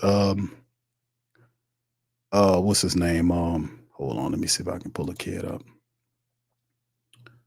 Yeah, when they asked about the cornerback from the what's his name? Jones, I think his name. No, Jack from the Raiders, right? Well, why why not pick him up? Because the whatchamacallit released him today. And I was like, I don't know why, but that seems kind of weird. That seems kind of weird that they would release a starting cornerback right before the draft. That's kind of suspect. And then I did a little cursory research and found out that the gentleman he gets burned a lot. Well, that would definitely put your ass on the street. If you're a guy that gets, that gets burnt up. If you get toy cooked a lot, then I could see them kind of pivoting away from you and putting you in the street. I can understand it. And then this is the thing too. See, I was being curious right here. This is Asante Samuels Jr. And this is the backdrop of asking about what's going on with him. Well, this article is from NFL TR. It says medical concerns holding up free agent market for cornerback Asante Samuel Jr. So there you go. In an interview with the Phoenix podcast, NFL media's Mike Garafolo said there are medical concerns pausing the market for cornerback Asante Samuel Jr. Garafolo notes some issues have been flagged with a Samuel's shoulder and his neck. That whole little, what's her name? Used to do that. What's that girl name? Used to do that song, her neck and her back. All right. Yeah, it must be the internet. Thank you, Scoob. I think it's the internet, man. It was raining out here pretty bad. Scoob was letting me know that every now and again the signal will get bad. Yeah, I think that's the weather, bro. I appreciate y'all still hanging with me, though. The veteran corner market had a visit with Cardinals back in March. They said that his shoulder and his neck, if it weren't for those, he said Samuel would probably have been signed by now. The veteran cornerback had a visit with the Cardinals back in March, but other than that, his market has been quiet. He was limited to just 4 games last season due to injury. And at 25, he's the son of former NFL cornerback Ashanti Samuel and opted out of the 2020 collegiate season after 8 games. The Chargers drafted Samuel Jr. with the 47th overall pick. He played out his final year of a 4-year deal at $7.2 million that included $2.6 plus in signing bonus money. So, yeah, they said in 24, he appeared in 4 games for the Chargers, recorded 13 tackles, no picks, and 2 passes defense. So that go your answer on Asante Samuel Jr. dealing with, quote, shoulder and neck problems in the medical. So people kind of backing up off of him until that medical get cleared. And more than likely probably would be revisited probably after the draft. And we'll see, man. We'll see how that goes. But he's a pretty decent player. I've seen him play, but we'll see. All right. So anyway, fam, I'm gonna get ready to get out on that. Listen, I'm gonna ask y'all to please do me a service. Shout out to my super chatters, and y'all, appreciate y'all for being a stream. Do me a service. Please feel free to hit the like button if you enjoyed the stream today. Hit the like button. Feel free to share on your social media feed as well. We up in this thing. Sports Coma representing on a Sunday. Hit that little notification bell for future content. We will pop back up on Monday stream. We're going to kind of dial into the draft. We'll bring in my brother KT for more to kind of go over some of these more of the draft prospects that's headed into it. We'll kind of cover the waterfront on some of these players as we're going to have to get ready for the draft, fam. So like I said, this is going to be a very exciting draft this year for the Saints because it's so many places they could pivot to depending on what they can do. They can actually have the want to kind of play. They have extra, and like I said, they have extra draft capital where they can move up and do some things. I know that they have all these picks. They're not going to draft all these players. At some point, you know, they're going to trade a couple of these picks to move up or back, or depending on what they want to do. So this is going to be an interesting draft in terms of the Saints, because there are still some needs that need to be met. Like I said, there are a lot of questions. The offensive line, they can need a pass rusher up front, can use a cornerback, could use some depth in other places on the offensive line. They can use some help in the wide receiver room. Perhaps they can use they could definitely use a franchise quarterback if that be a thing. But outside of this, it's ways and rooms and wiggles. It's going to be interesting to see where the Saints move around as we get closer and closer to the draft. So with that being said, y'all do me a service. Like I said, hit the like button, hit the subscribe button, and the notification bell.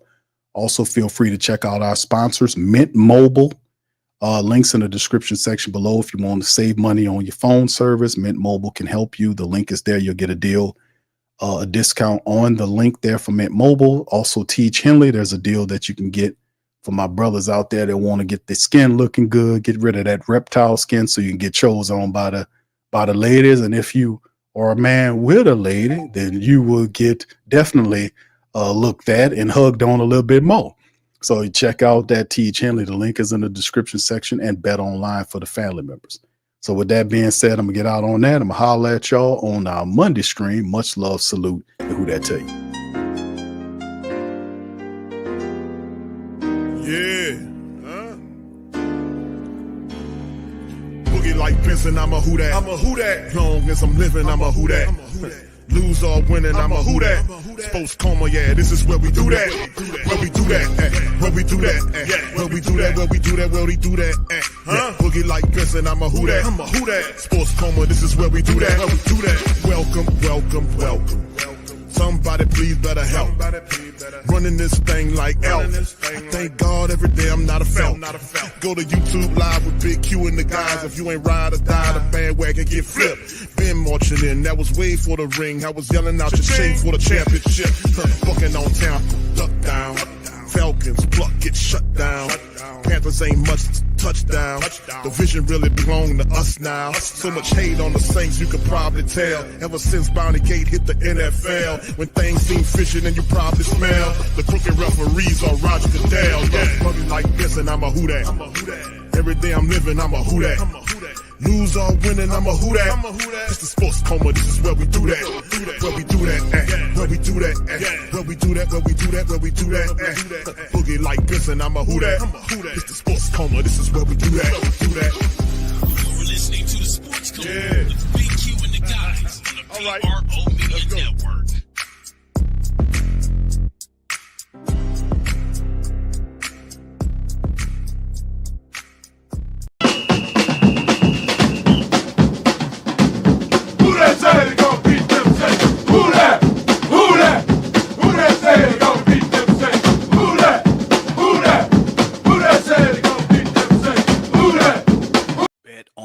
Is the world's most trusted betting platform and your number one source for online betting in 2025. Whether you're a seasoned fan or a first-time bettor, BetOnline is your ultimate game day companion with the largest selection of odds on everything from NBA and college basketball to NHL and UFC. BetOnline continues to be your number one sports betting source for every three-pointer to hat trick. BetOnline has you covered with odds, stats, and more for every game, every play, and every win. BetOnline, the game starts here.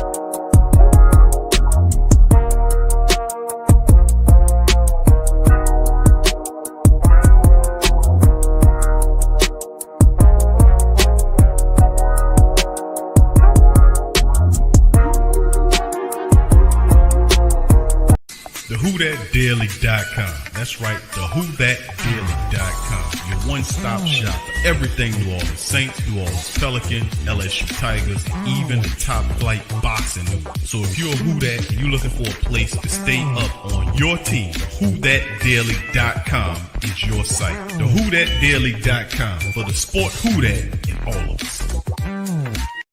That's right, the Pro Shop is the platform store where you can go and buy all the latest merch to support the platform. Available at the Pro Shops, we have dozens of hundreds of products available for you and your family. Unisex tees for men and women, hoodies and sweatshirts, tank tops, kids and baby items, long sleeve tees, mugs, pillows, wall art, bath bedding, face masks, phone cases, stickers, bags, fanny packs, socks, hats, and many other items. Please feel free to check out the Pro Shops. The link is in the description section below. And remember, it helps the platform continue to grow. Check out the Pro Shop and Who Dat too.